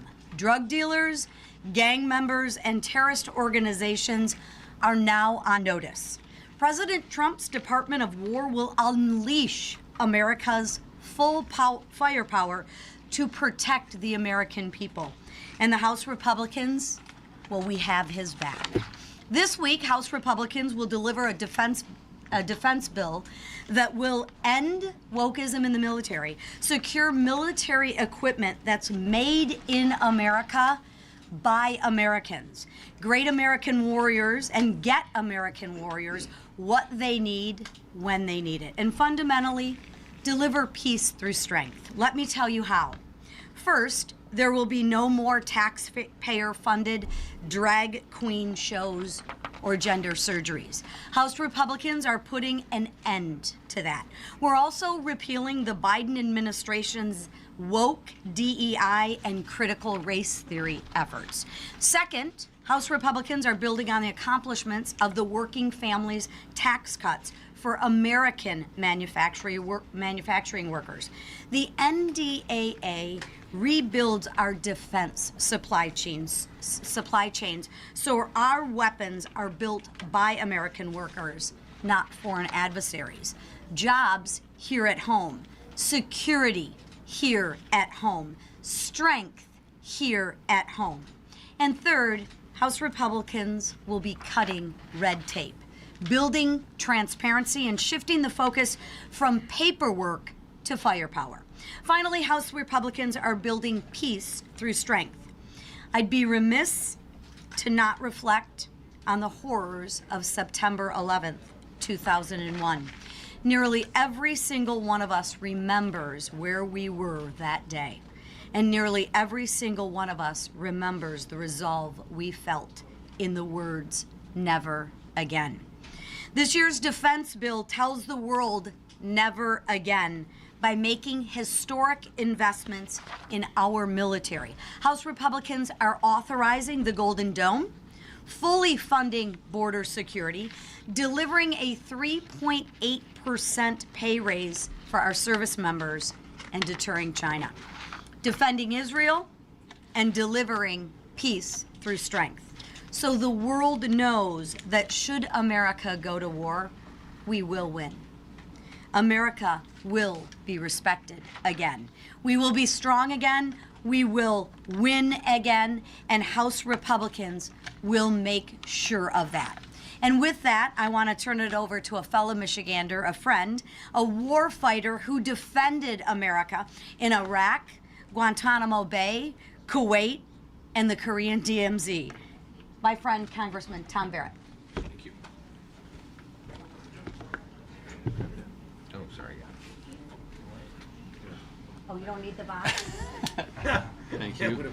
Thank you, Lisa, and thank you to all of you here and to our leadership team for allowing me to join you for a few moments. I wanted to highlight being back home in my district over the month of August. Like so many other members, all of us were back home working hard, and I can tell you that the American people and the folks in my district that I was connecting with day after day were telling me how excited they are about no taxes on their tips, no taxes on their overtime pay. I went to a road building site where they were laying fresh asphalt down on the road, and the crew there was extremely excited about the overtime work that they're putting in with seasonal labor, and everything else is not going to result in more taxes on their overtime pay.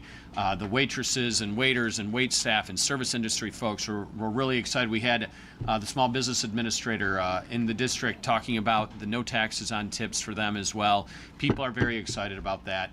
This week we're passing the NDAA. I'm proud and excited that one of my amendments that will really bring together a gap that we have right now with military aircraft and civilian aircraft not being interoperable with their collision avoidance system that I think contributed to the fatal crash here in Washington, D.C. We're going to begin the process of upgrading our military fleet to account for that, and it's something that I've been working hard on and proud to see.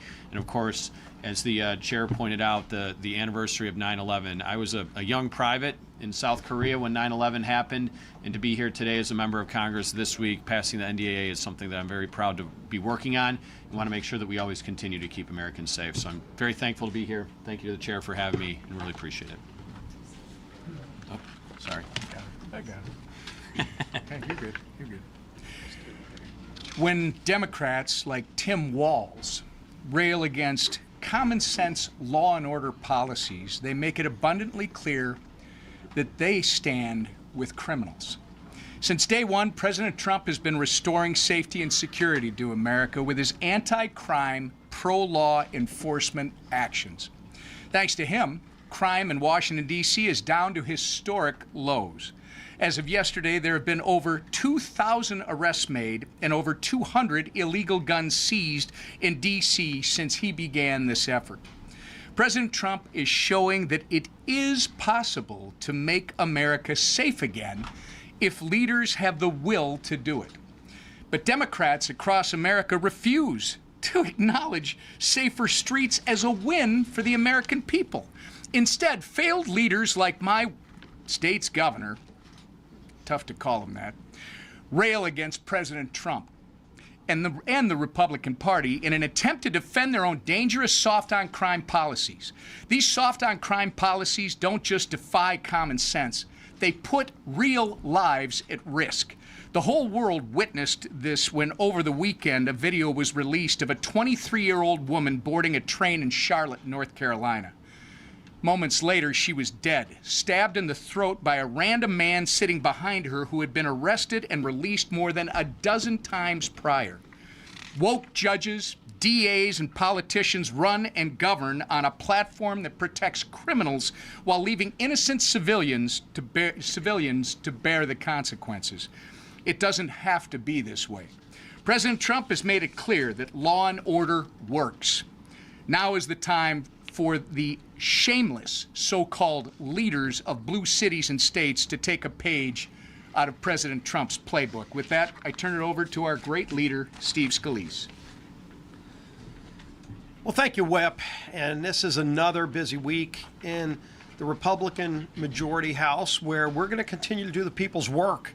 It's so important that we get the National Defense Authorization Act passed, where we come together and debate the priorities of our nation's defense. And if you look at this bill, and I think Tom did a great job of talking about some of those important reforms that are in the bill, some of the important priorities, we're giving a pay raise to our troops, our men and women in uniform, to continue to address something that Chairman Rogers has been focused on for a long time, and that is to increase morale and to focus on making sure we're taking care of our men and women who take care and defend our freedoms here and abroad.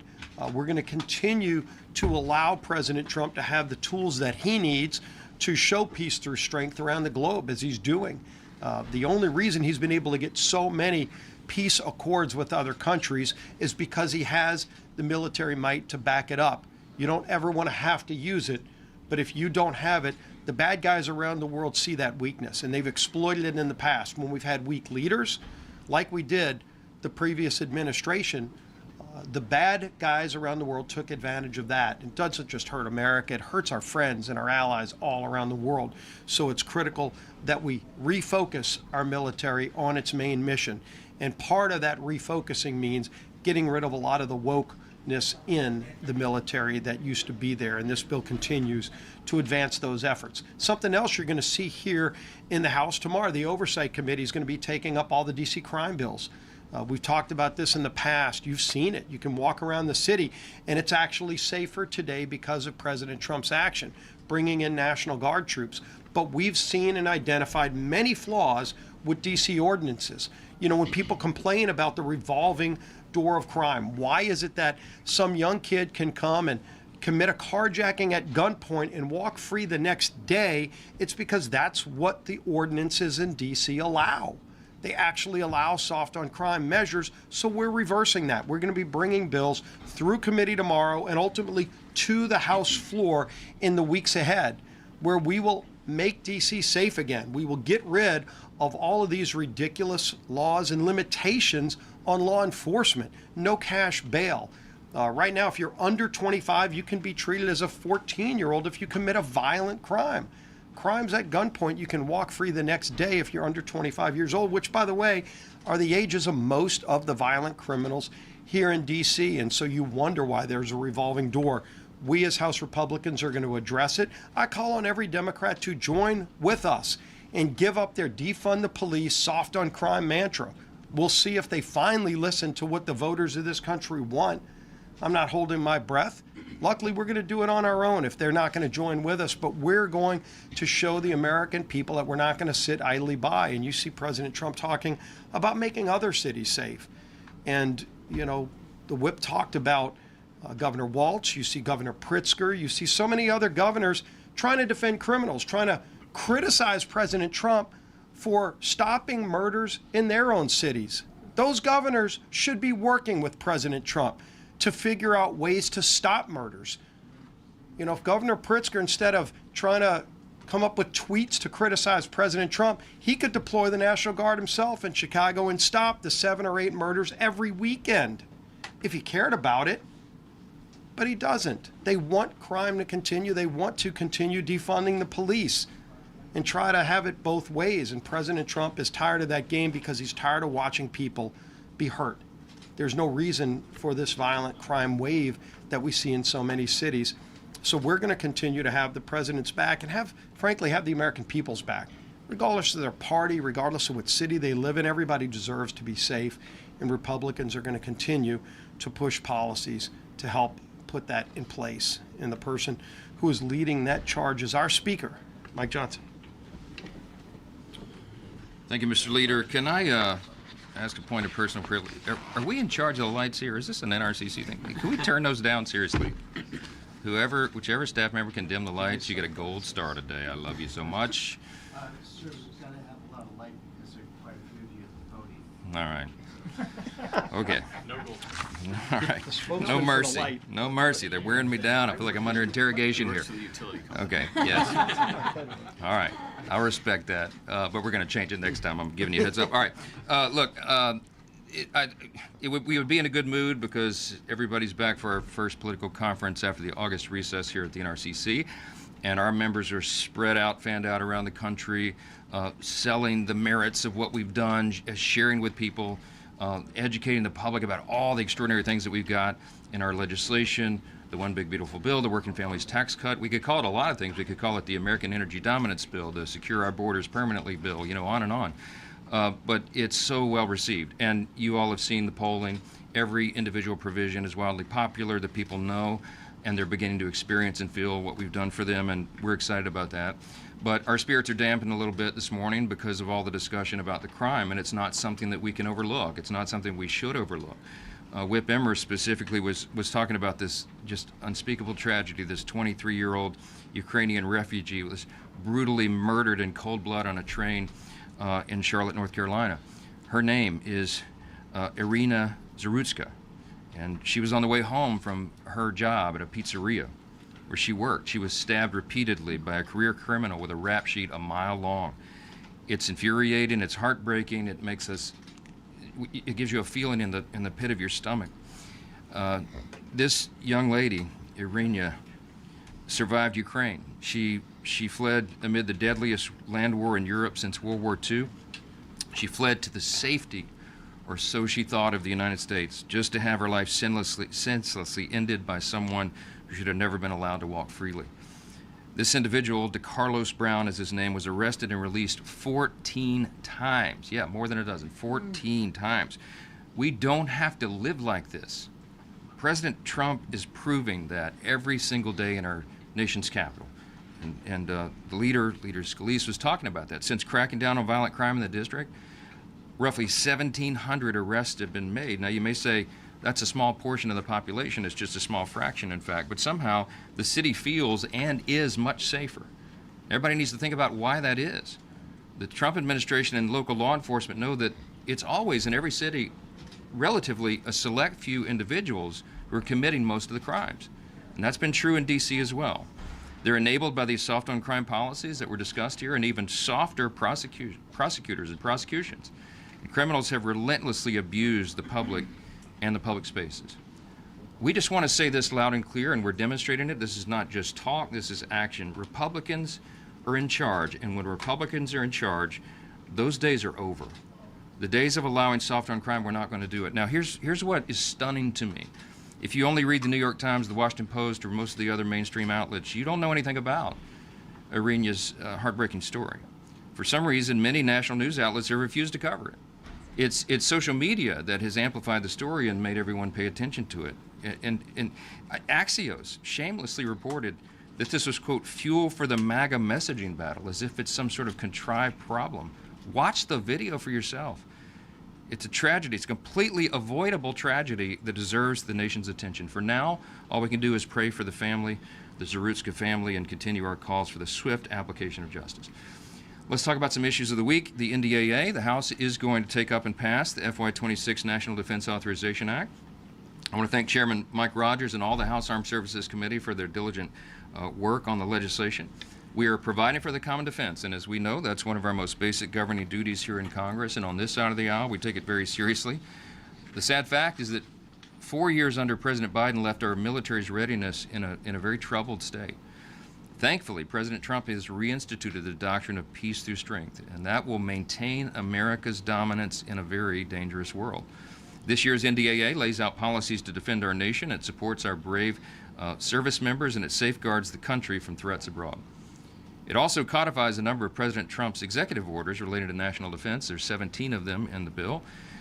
Here's a couple of examples. It codifies executive orders to end radical and wasteful government DEI programs, reinvigorate the nuclear industrial base, unleash American drone dominance, secure American borders, end CRT in our military schools, and reform the federal hiring process and restore merit to government service, among many others. The safety and security of the American people, our homeland, and our troops abroad is our utmost priority, and this must-pass legislation delivers on every front. Speaking of foreign affairs, bless you, it's more important than ever that America maintains a posture of strength because others in the West are flirting with surrender. This week, international leaders will convene at the UN General Assembly in New York, and we'll be watching if close allies like France and Canada and the UK move ahead with plans to recognize a Palestinian state. It's equally baffling as it is deeply troubling to have this idea that you would reward Hamas with statehood before they've returned every hostage. What message does that send to would-be terrorists and tyrants around the world? If you rape and murder and abduct innocent civilians and then cause enough suffering among your own people, then the free world will somehow reward you with international legitimacy? We can't do that. And I can tell you that President Trump and Republicans in Congress have been very clear that rewarding the carnage that took place on October 7th is a non-starter. It's unacceptable. With regard to government funding, very quickly, and then we'll take questions, House Republicans continue to work through regular order to fund the government for FY26, for the next fiscal year. We're working closely with the White House and the Senate to ensure we meet our deadlines, and Chairman Cole, Tom Cole of the Appropriators, continues to diligently work towards getting all 12 bills out of committee. And they're almost done with that. And as we get closer to the funding deadline, though, we recognize the shutdown chatter from the left is growing louder. Some of these people seem to enjoy this. It seems Democrats may take the path of maximum resistance and try to shut the government down. It's not surprising because they're struggling, because they don't really have a message or a leader, or their party registration is falling, their approval ratings are in the low 20s, and they're about to elect a Marxist to be the mayor of New York City. They are desperately searching for a solution, and some in the party apparently think a government shutdown would be some sort of political advantage to them. It'd be what we all know is dangerous and harmful to millions of Americans, and that is not the answer. So I'm going to say this again, and I'm saying it in good faith. I've shared this with the Democrat leader in the House and other colleagues. If Democrats are willing to work with us, we have our sleeves rolled up, and we want to do this in good faith. We just have to think responsibly how to spend less money than we did last year. And if they're willing to do that, and it's incumbent upon all of us to do it with the high national debt, we're open to that. But the ultimate question of whether there's going to be a government shutdown at the end of the month is going to be up to congressional Democrats, and that's just the way it is. So take a few questions. Right, yeah. On government funding, Mr. Cole saying maybe it's a 3-bill minibus attached to the CR. Has that got your endorsement? Is that the plan right now? You talking about what Leader Thune said? Mr. Cole was just saying you could maybe try to do a 3-bill minibus attached to a CR. So the idea is that what we're really advocating for is an actual old school conference, the way this is supposed to work between the House and Senate, and the way that we have the MILCON VA bill, that Military Construction Veterans Affairs bill, that we're most interested in getting to a conference. In the Senate, they paired it with 2 other bills. So what is being referred to, I think, is that if we are able to get that conference going, then you would have 3 bills there, which means you would have a broad cross-section of the conference represented there, because the cardinals, or the subcommittee chairs of each of those subcommittees that deal with those 3 individual bills, would be represented, as would be all the members of each of those subcommittees in appropriation. So you'd have a cross-section of everybody there, a good representation of the country, a good and I think vigorous debate between the House and Senate, and that is how the process is supposed to work. I mean, that is small d democracy at its best. So we're big advocates of that. We have not done, as you all know, and you hear me lament all the time, we've not done the appropriations process the way it is legally supposed to work in a long, long time around here, and we're trying to force the body back to that. And if we can get to a conference committee, that's the first next important step in returning to that. So that's what we're advocating for. We'll keep going. Third row, yes, ma'am. Thank you. The DC national emergency expires tomorrow. I know that you said yesterday that it's not necessary to extend it at this time, but there are some members of your conference who would like to see the president's emergency powers in DC expanded for a longer time than 30 days. Do you expect that to get a vote on the floor this year? No, I'm among them, but my understanding is that the current status of it is that the Democrat mayor of D.C., Muriel Bowser, wisely welcomed the assistance, and she said effectively, is that the way I read that or understood it was an indefinite welcome, Matt, to keep the crime low. We all benefit from that. Every single person in this room benefits from that. You can walk home safely tonight. We couldn't have told you that several weeks ago. So no one's calling on Congress yet to act on that. And I think if you have an agreement, my understanding is an agreement between the White House and the local leadership, then I'm not sure Congress has any necessity to do anything. So we'll see how that plays out. Yes, sir. Mr. Johnson, one question for you specifically, and then one for anyone who'd like to take it. You were just talking about Muriel Bowser, who went from opposing Trump on crime to now welcoming the National Guard indefinitely. And you were talking about Charlotte. The mayor there said you can't incarcerate your way out of this problem, even though this person was incarcerated 14 times. I'm curious if you have a number or a thought on how many Americans and refugees will need to be murdered before Democrats want to perhaps work with President Trump. And then my second question for anyone, as we were all driving in, walking in here, Israel struck Qatar to take out Hamas leadership. I'm curious if any of you think that whoever survives there should be evicted from Qatar. I don't know anything about that development. That's news to me. I've been a little busy the last couple hours, but we'll have to see how that plays out. I mean, look. I was in Israel myself a few weeks ago in early August. It's a very dangerous time there, and they have enemies encamped around them, and they're trying to bring that to a peace as well. But Hamas, by anybody who looks at this reasonably, and in my view, this is my personal view, that Hamas has to be eradicated. You've got to remove that threat on the immediate border, frankly, within the bounds of Israel. And I'm not sure about that development. We'll have to see. I'll reserve judgment to talk about that. But I will say with regard to the crime stats, it's a very good question, and not a rhetorical one. I mean, these mayors in these big blue cities have to ask this question, and I think their voters and the residents and the law-abiding citizens in all these cities should be asking local leadership, how long are you going to put up with this? When are you going to put your foot down and do the right thing, the common sense thing, the thing that is wildly popular with anybody you ask them? Do you want do you want to reduce carjackings by 85% in your city? Because that's what's happened in D.C. since President Trump got involved. Everybody will look at you and say, of course, right? Do you want to reduce robberies by 25 to 30%, which is what's happening in D.C.? Of course. I mean, murders are down dramatically. It makes a big difference. It's quality of life. We live in the greatest nation in the history of the world. We have the greatest capital in all of the world. And we need to show that. We need to put that on display. And we need to confirm to the American people that they do not need to fear for their lives when they drive to the grocery store or they pick up their son or daughter from school. This is common sense, and I cannot for the life of me understand how the Democrats think this is some sort of winning political message. Yield, man. Let the troops come into your city and show how crime can be reduced. It's a morale boost for the country, and it's safe. and right for everybody involved. So if they want to go down that road, they're going to go down that road. But we're going to keep talking about common sense, and we're going to keep delivering. Thank you. Always good to have common sense leadership, especially from President Trump. As you see, it is 6:32 on the East Coast, 3:30 out there on the West Coast. Thanks so much for sticking with us today. I mean, we're doing the same thing you are. We're waiting for President Trump to sign this proclamation. It was scheduled originally for 4:30 Eastern time. Obviously, a bit of a delay today.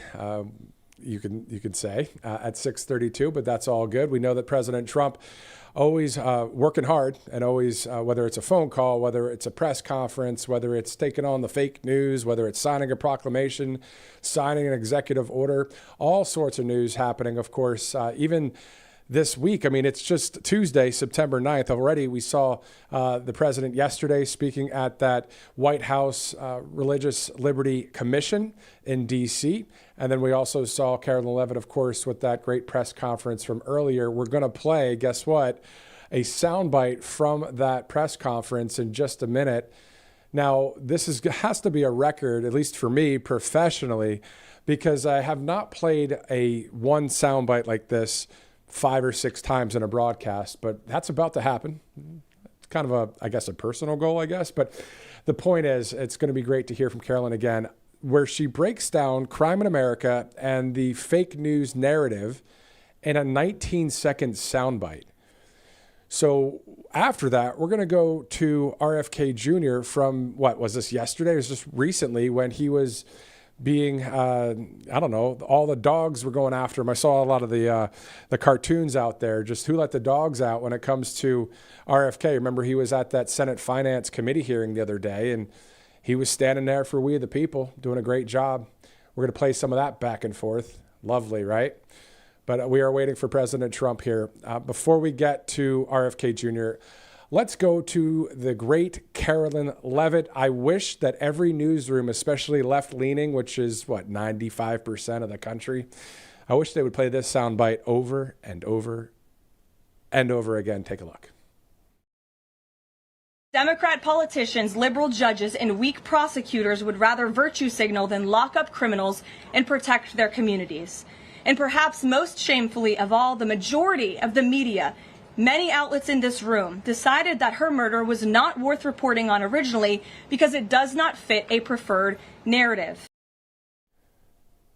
Just in case you didn't hear it, let's play it one more time. Carolyn Levitt today, 19 seconds, this truth bomb. Go for it. Democrat politicians, liberal judges, and weak prosecutors would rather virtue signal than lock up criminals and protect their communities. And perhaps most shamefully of all, the majority of the media, many outlets in this room, decided that her murder was not worth reporting on originally because it does not fit a preferred narrative. Speaking about that horrible, horrific act, that murder in Charlotte, North Carolina the other day, and speaking about, of course, Carolyn Levitt talking about liberal justices and these politicians. I mean, you look at J.B. Pritzker, Brandon Johnson, you look at Gavin Newsom and Karen Bass and all these other people that are let's be honest about it. Let's tell it like it is today. Since we're on a 2-hour delay, why not, right? Anti-God, family, and country. Also anti-freedom, anti the person that we all voted for, President Trump, anti-we the people, anti the Constitution. What is this, a talk show today? I guess so. Obviously, I'm more into covering news and that kind of thing, but today, obviously, we're on a delay. So, but we're looking forward to seeing the president here in a minute. But yeah, to that point, isn't that the truth? That they're virtue signaling and all this stuff that they do, but it does nothing good for the country. And I was watching, if you watched Monday Night Football yesterday, in Chicago, that national anthem, that singer that sings in Chicago, and those of you up in Chicago, you're probably saying his name right now, but I don't recall the name, but I do know this, that when the 2 F-35s, or at least 2 United States military jets, flew over after the national anthem in Chicago yesterday, everyone was cheering and loving it, right? And then I looked at a video from 1991 at a hockey game. If you want to see any of this stuff, if you want to go to @MatthewAlvarez, I posted it earlier today. And everybody is so patriotic in Chicago, cheering, chanting for, the United States and all that.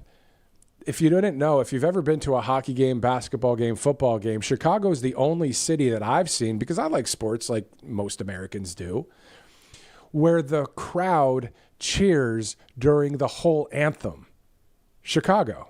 The whole crowd is cheering, yelling, screaming, chanting, clapping, holding flags up every time the anthem is sung at, Chicago Blackhawks, Chicago Bulls, Chicago Bears, the Bears, right?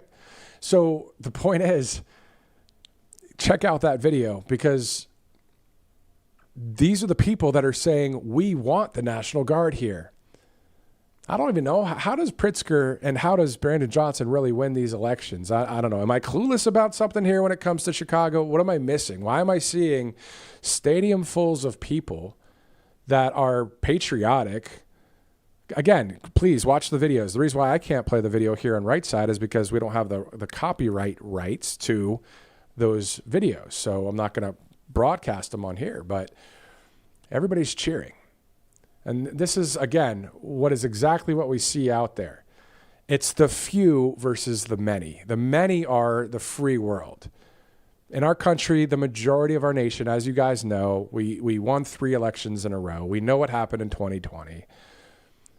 But the majority, I believe, of the people that are good citizens, that are law-abiding citizens in Chicago, would want the National Guard there. The only people that are saying no, the governor, the mayor, and the people that are unfortunately indoctrinated to believe that Marxism and communism and a technocratic type of government's the way to go. Isn't this wild? I think it's wild that there's so much opportunity to speak truth into darkness. Maybe I'm saying it to myself that it's wild, because I've always worked in this mainstream media, these newsrooms out there, and local newsrooms across the country, and I couldn't ever talk like this. I couldn't ever go on a report. Just imagine being a correspondent. Let's send it out to Matt Alvarez live in the field. Well, Jesus is my savior and Donald Trump is my president. What? But I can say it in conservative media because most of the country does believe that. And if you don't believe in that and have that faith, that's fine, because this is more politics. This is about our country being free, being together, right? But being on the side of the Constitution, the freedom of religion, the freedom of speech. Let's go to a sponsor as we await the President of the United States. Looking forward to it. 6:40 Eastern Time here out there on the East Coast. You see All Family Pharmacy. Unfortunately, though, flu season's here, and the best time to prepare is in case or before you get sick. So that's why families across the country are turning to All Family Pharmacy, where you can stock up now and get everything your family needs to have on hand, from essential medications like ivermectin, antibiotics, and antivirals, to emergency kits and daily maintenance medications. They have it all. And now you can even get cutting-edge biohacking products like NAD+, methylene blue, GLP-1 weight loss medications, all in one place. They have this full lineup to help you prepare for anything. So no more scrambling when someone gets sick. So it's simple, fast, and reliable. A licensed doctor reviews every order and writes the prescription for you. So if you're looking to stay protected and prepared, this is the pharmacy for you. Visit allfamilypharmacy.com/RSBN. Use code RSBN10 to save 10% off your order. Stock up today and have peace of mind tomorrow. Also, outside of All Family Pharmacy, as you see it go to Monetary Gold, both great sponsors, both great products when it comes to your health, getting better. Ivermectin, right? And then you have the opportunity to have gold here. So 2 banks have unfortunately already failed in 2025. And with $37 trillion in national debt, Monetary Gold says more failures are on the way. And it's not fear mongering, it's reality, unfortunately. The banking system is built on quicksand, and every new failure threatens depositors and retirement accounts and pensions. The government can't bail out everyone. And when confidence collapses, so does the system. Monetary Gold tells us not to get trapped holding worthless paper. So call 888-617-7994. You see that other number on the screen there as well. And also go to rsbnforthegold.com today and secure your wealth with real assets that don't depend on politicians or banks. Monetary Gold. There's all the information that you see right there on your screen. 2 awesome sponsors here at Right Side Broadcasting Network. looking live at the White House, 6:42 Eastern. It was scheduled, of course, for 4:30. So those of you staying on Right Side Broadcasting Network, wherever you're watching, thank you for doing so. Why don't let your friends and family know, hey, watch this link because the president's about to speak in a few minutes, hopefully. But regardless, we'll have it here for you. Thanks so much again for joining us. I was thinking while I've been, doing a lot of commentary today, a lot of news coverage. We, at the beginning of our broadcast, had Bruce Lavel join us live, the longtime friend of President Trump and also Atlanta businessman. But also, we threw to a number of social media videos, which we may do a few of those, throw to some of those videos again. These are all 24/7 news cycle videos from our government, right, to see what's happening maybe in the Department of Education. Case in point, Director, let's go to that. Let's go to Linda McMahon, and I'll share my point with you right after this video. But let's go to Linda McMahon, who's talking about the Department of Education. Here's an update from Linda. In January, the nation's report card delivered a sobering and heartbreaking truth about the state of education in America. Academic achievement is at historic lows. Nearly 7 out of 10 4th and 8th grade students are not proficient in reading, and the results are similar for math. Today, the National Center for Education Statistics released more data that shows this bleak trend carries through to our 12th graders. In 2024, 78% of high school seniors were not proficient in math, and 65% of them were not proficient in reading. At a critical time, right before students enter their next stage of life, more 12th graders are below the NAEP basic benchmark in math and reading than ever before. What does this mean? It means that well over a third of American high school seniors cannot reliably explain the main point of a passage or define a key word used in a sentence. Despite billions in federal spending and countless well-intentioned programs, the achievement gap between students is widening, not shrinking. And this trend did not begin with COVID. It goes back a decade. Clearly, success isn't about how much money we spend, but who spends it. That's why President Trump and I are committed to reversing course and returning control of education to the states, so local communities with parents in the driver's seat can better innovate, adapt, and tailor education to their students' needs. If America is going to remain globally competitive, our children must be able to read proficiently by the 3rd grade and graduate equipped to solve complex problems. We owe it to them to do better. All right, so 6:45 Eastern time. As we await the president there with the proclamation signing, here's the thing. We're receiving a link from the White House, so we're going to go to that here in a second, at least the content of today's proclamation. And as soon as we hear more details about this pool feed at the White House, again, no network has any kind of pool feed right now. Trust me, we've checked it. But also, we'll go there as soon as we see anything. But in the meantime, what I was saying prior to going to Linda McMahon there was, traditional media is something that we all have grown accustomed to over the years. But then there was somebody named Rush Limbaugh who came along, the great late Rush Limbaugh, and he just totally got all these people listening. We all listened to him, and he totally changed the whole dynamic in conservative media. So it's awesome to have Rush as someone that is,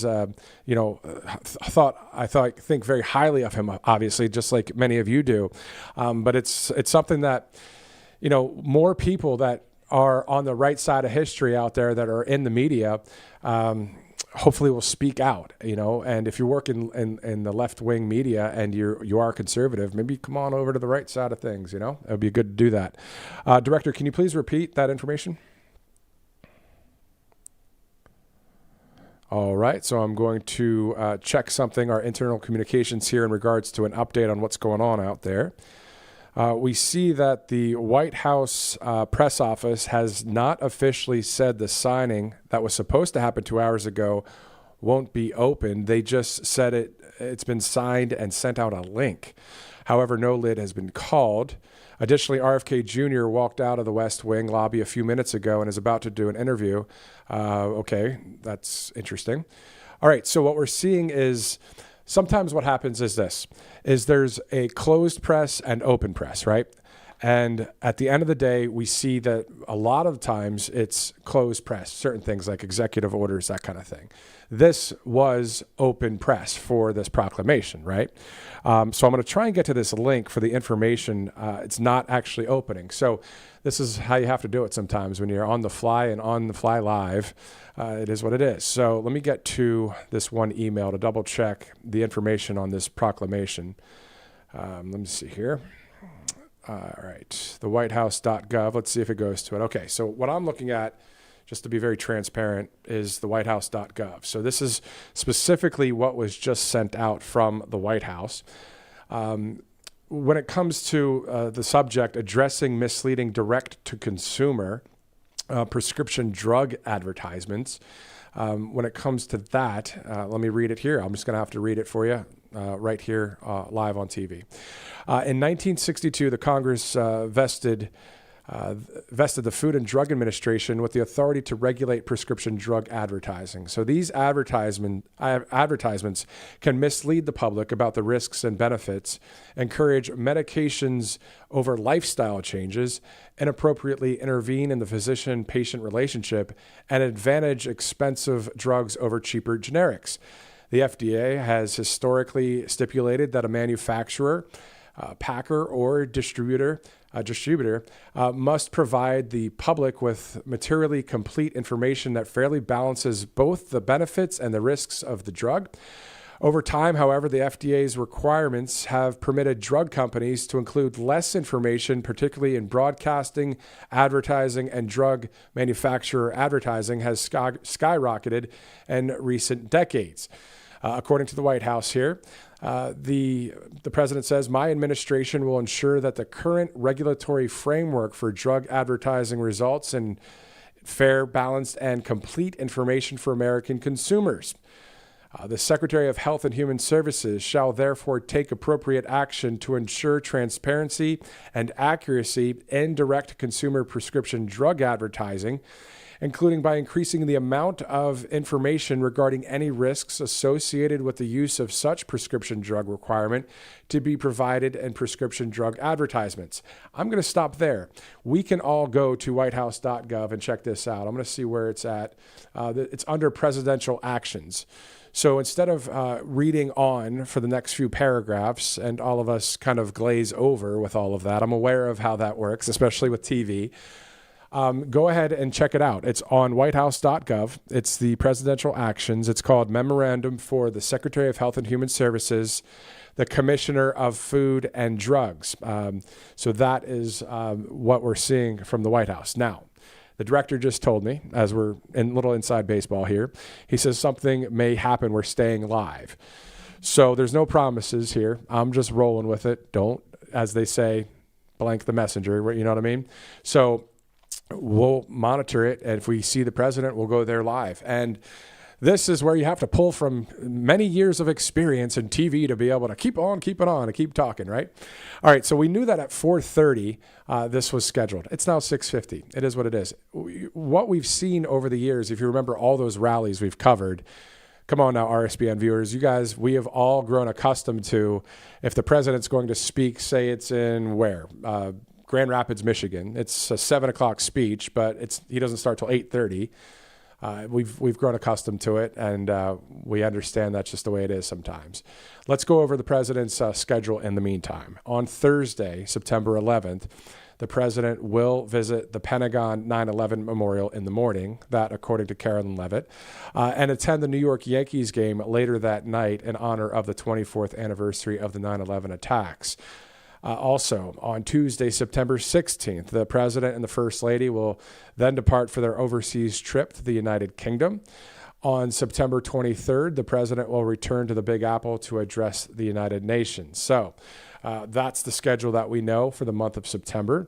Speaking of September, we may be back in our studio, Studio A, coming up. I know you're getting used to seeing us back here in Studio B, but Studio A has been getting renovated. So as soon as that's ready to rock and roll, we'll be back over there. But in the meantime, right here with the microphone, which is kind of cool. I've never done a podcast style of reporting, so this is the first time doing that. And also it's great to see, as the RSBN logo shows, the microphone right there. So a little bit of nostalgia as well here at Right Side Broadcasting Network. So as soon as, again, we hear anything on this pool feed that we're awaiting there at the White House, we'll bring it to you. Trust me, I want to watch just like you do. So, all right. So I'm hearing that we do have, at least right now, a new Truth Social post from President Trump right there, talking about congratulations to Missouri's incredible Republican state legislator.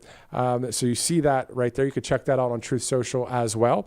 I'm going to read that to you as we await this any update that we get from the White House. So specifically, congratulations to Missouri's incredible Republican state legislators who just overwhelmingly voted to pass their new, much fairer and improved congressional map. President Trump says, "It was my great honor to win Missouri 6 times, including primaries in 2016, 2020, and 2024, getting the highest number of votes for any office in the history of the state. And this new map will give the wonderful people of Missouri the opportunity to elect an additional MAGA Republican in the 2026 midterm elections. The Missouri Senate must pass this map now as is to deliver a gigantic victory for Republicans in the Show Me state and across the country. The president says, I'll be watching closely. Thank you, Missouri. Make America great again." So that from President Trump just a few minutes ago. Specifically, let's see what time that was. I think it was just a couple minutes ago, 12 minutes ago. So staying on top of the latest there when it comes to the Truth Social account. Obviously staying on top of seeing if there's any feed that comes our way from the White House, 1600 Pennsylvania Avenue right there, as it's 6:54, approaching the top of the hour once again, 7 o'clock, Tuesday, September 9th. What if we have to go another 3 hours? I don't know if y'all would stay, would you? But anyway, so if for some reason there's no live feed today, that's the way it goes sometimes. It's just the way it is, and that's out of our hands. That is just the way it might happen that way, or we'll see from our directors. So as soon as I get a directive and as soon as we see a live feed, if we do, we'll go there. In the meantime, we see that President Trump at the bottom of your screen, at that ticker, Trump calls on employers to follow immigration laws after the Hyundai facility raid. He saw that the other day. That was in Georgia. That was quite something there. And Carolyn Levitt was actually asked about that today as well. So again, there's a lot of replays that you can check out here at Right Side Broadcasting Network. Let's go to specifically this Maha event. In the meantime, we're going to go to RFK Jr. There was an event actually today, and it was one of our other feeds. A lot of people were watching the Carolyn Levitt feed, and then a lot of people obviously tuning into this one. And the director is just telling me now that we can actually go to RFK Jr. from just the other day. The fireworks back and forth for about 8 minutes as we kind of tiptoe around here. Not tiptoe, but tap dance, as they say, to stretch. This is what you call stretching. All right, let's go to RFK Jr. Finally, I would like to address the recent shakeups at CDC. These changes were absolutely necessary adjustments to restore the agency to its role as the world's gold standard public health agency with the central mission of protecting Americans from infectious disease. CDC failed that responsibility miserably during COVID. When its disastrous and nonsensical policies destroyed small businesses, violated civil liberties, closed our schools, caused generational damage in doing so, masked infants with no science, and heightened economic inequality. And yet all those oppressive and unscientific interventions failed to do anything about the disease itself. America is home to 4.2% of the world's population. Yet we had nearly 20% of the COVID deaths. We literally did worse than any country in the world. And the people at CDC who oversaw that process, who put masks on our children, who closed our schools, are the people who will be leaving. And that's why we need bold, competent, and creative new leadership at CDC. People able and willing to chart a new course. As my father once said, progress is a nice word, but change is its motivator. And change has its enemies. That's why we need new blood at CDC. That's also why it's imperative that we remove officials with conflicts of interest and catastrophically bad judgment and political agendas. We need unbiased, politics-free, transparent, evidence-based science in the public interest. Those are the guiding principles behind the changes at the CDC, and that is what you can expect all across our agency for the next 3 years. You're saying the Biden administration politicized all the data? Go back to what Senator Cantwell just said. Fired Dr. Go to the Trump Surgeon General. They fired Dr. Grau. They fired all the people who questioned the orthodoxy. They fired Dr. Gruber, Dr. Kraus. So, Mr. Chairman, the Secretary of Health. I think it's critical for you to share the evidence that this panel will rely on. Will you give the American people 6 months or 6 weeks in advance the record that they're going to rely on to make these decisions? Will you make it transparent for the American people? All the evidence is transparent. Will you make it in advance transparent for the American people so they can comment on it? All the evidence is transparent for the first time in history, and you were never there complaining when the pharmaceutical companies were picking those people and then running their products through with no safety testing. You can characterize it any way you want. I quoted them today. What I said was accurate. What you said were lies. You described people moving the Titanic. Senator, are you saying that the mRNA vaccine has never been associated with myocarditis or pericarditis in teenagers? I am simply. Is that what you're trying to tell us? I am simply trying to say that the people that you have put on that panel, after firing the entire. You're evading the question. No, I'm asking the questions here, You're Mr. evading Kennedy. that question. I'm asking the questions, I Mr. asked Kennedy. you a question. I'm asking the questions for Mr. Kennedy on behalf of parents and schools and teachers all over the United States of America who deserve so much better than your leadership. That's what this conversation is about, Mr. Chairman. Senator, they deserve the truth, and that's what we're going to give them for the first time in the history of that agency. We are the sickest country in the world. That's why we have to fire people at CDC. They did not do their job. This was their job to keep us healthy. Thank you, and I need to fire some of those people to make sure this doesn't happen again. Senator, you've sat in that chair for how long? 20, 25 years, while the chronic disease in our children went up to 76%. And you said nothing. You never asked the question why it's happening. Why is this happening? Today, for the first time in 20 years, we learned that infant mortality has increased in our country. It's not because I came in here. It's because of what happened during the Biden administration that we're going to end. We are ending gain-of-function research, child mutilation, and reducing animal testing. We are addressing cell phone use in schools, excessive screen time for youth, the lack of nutrition education in our medical schools, sickle cell anemia, hepatitis C, the East Palestine chemical spill, and many, many others. At FDA, we are now on track to approve more drugs this year than at any time in history. I'm also proud to say that HHS under President Trump is doing more with less. We have taken measures to fight waste, fraud, and abuse. Just by eliminating duplicative enrollments in CMS, we are saving taxpayers $14 billion a year. Meanwhile, we are expanding access for people who need it. We are ending racist diversity, equity, and inclusion practices and instead focusing on aiding low-income and vulnerable families, regardless of their race, which was the original intent of Title X. We're also pouring $1 billion into Head Start and the Administration for Children and Families. Compassion need not be the casualty of efficiency. I'd like to highlight some issues that have not gotten media attention.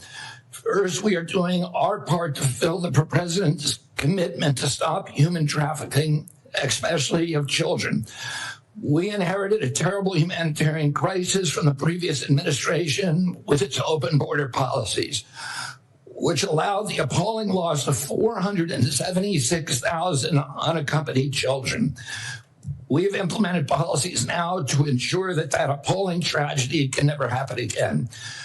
We have knocked on 82,000 doors and located 22,000 of those children. I promise you that we will do more in the next 3 years. We are also addressing the disastrous health conditions in tribal communities on Native American reservations. I've met face-to-face with tribal leaders in dozens of communities and tribes in Alaska, Arizona, Idaho, New Mexico, and elsewhere. And I look forward to making HHS resources more available to those communities. One of the most significant initiatives under President Trump is the Rural Health Transformation Fund, part of the president's big, beautiful bill, which will provide the greatest investment of federal money into rural health care in history. What safeguards are in place to ensure decisions are based solely on science and not politics? And how are you going to make sure doctors and parents can count on CDC guidance? I mean, Senator, I would point this out. Right now, there's only 10% of children are complying with the CDC's recommendation on COVID boosters. Only 15% of healthcare workers. So Americans have lost faith in CDC, and we need to restore that faith. And we're going to do that by telling the truth and not through propaganda, by making them understand that everything that we say is true, that we're going to tell them what we know, we're going to tell them what we don't know, and we're going to tell them what we're researching and how we're doing it, and we're going to be transparent. It's the only way to restore trust in the agency. All right, so I have a bit of news for you. I've got the latest on what the heck's going on there. So what we know is this, that the media, none of the media, conservative media, fake news media, was allowed into the Oval Office during the proclamation signing. Not sure of the decision, but all good. We have to just cover what we see, what we don't see. So here's the thing. No network has any of that video, anything like that. What I do see is Margot Martins, the White House assistant to the president. She posted a photo that you can check out online. This is X. I'm sure it'll be on other places too. She says, President real Donald Trump signs the most significant action in a generation to rein in misleading pharmaceutical ads. So if you remember that proclamation information I was reading to you earlier on whitehouse.gov, those are the specifics when it comes to the proclamation about pharmaceutical drug ads. So that was the proclamation. Sorry that this is the way it turned out. I wanted to see it as well. I wanted to see President Trump and also the Q&A back and forth with the reporters. But it didn't work out that way. 9 times out of 10, we do see the president, and this time we didn't. Again, no media outlet did when it comes to anything live or recorded inside that Oval Office for this proclamation. It is what it is. Thanks so much for sticking with us, though. And again, when you stay with us, all the views and everything, it adds to Right Side Broadcasting Network, and it really just shows the loyalty and the viewership here at the network. Thanks so much for relying on us. Again, nobody was showing the live feed there at the White House. So hopefully we will be back at it tomorrow when it comes to more live feeds from Washington, D.C. For all of us here at Right Side Broadcasting Network, I'm Matthew Alvarez. We'll see you again soon.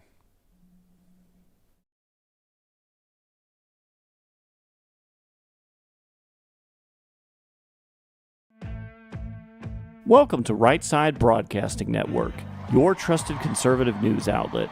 At RSBN, we deliver the truth when the mainstream media falls short. Since 2015, we've proudly broadcasted every single one of President Trump's iconic MAGA rallies, bringing you the excitement and energy live before anyone else. By watching RSBN, you get an unfiltered front row view of the action on the ground. We interviewed the crowds to give a voice to millions of Americans just like you. We show you President Trump's speeches in their entirety, free from interruptions and censorship. We cover the stories that matter to you with the integrity and passion you deserve. Thank you for choosing RSBN as your home for America First News. Together, we stand strong, united, and informed. So join us and be part of the right side of history.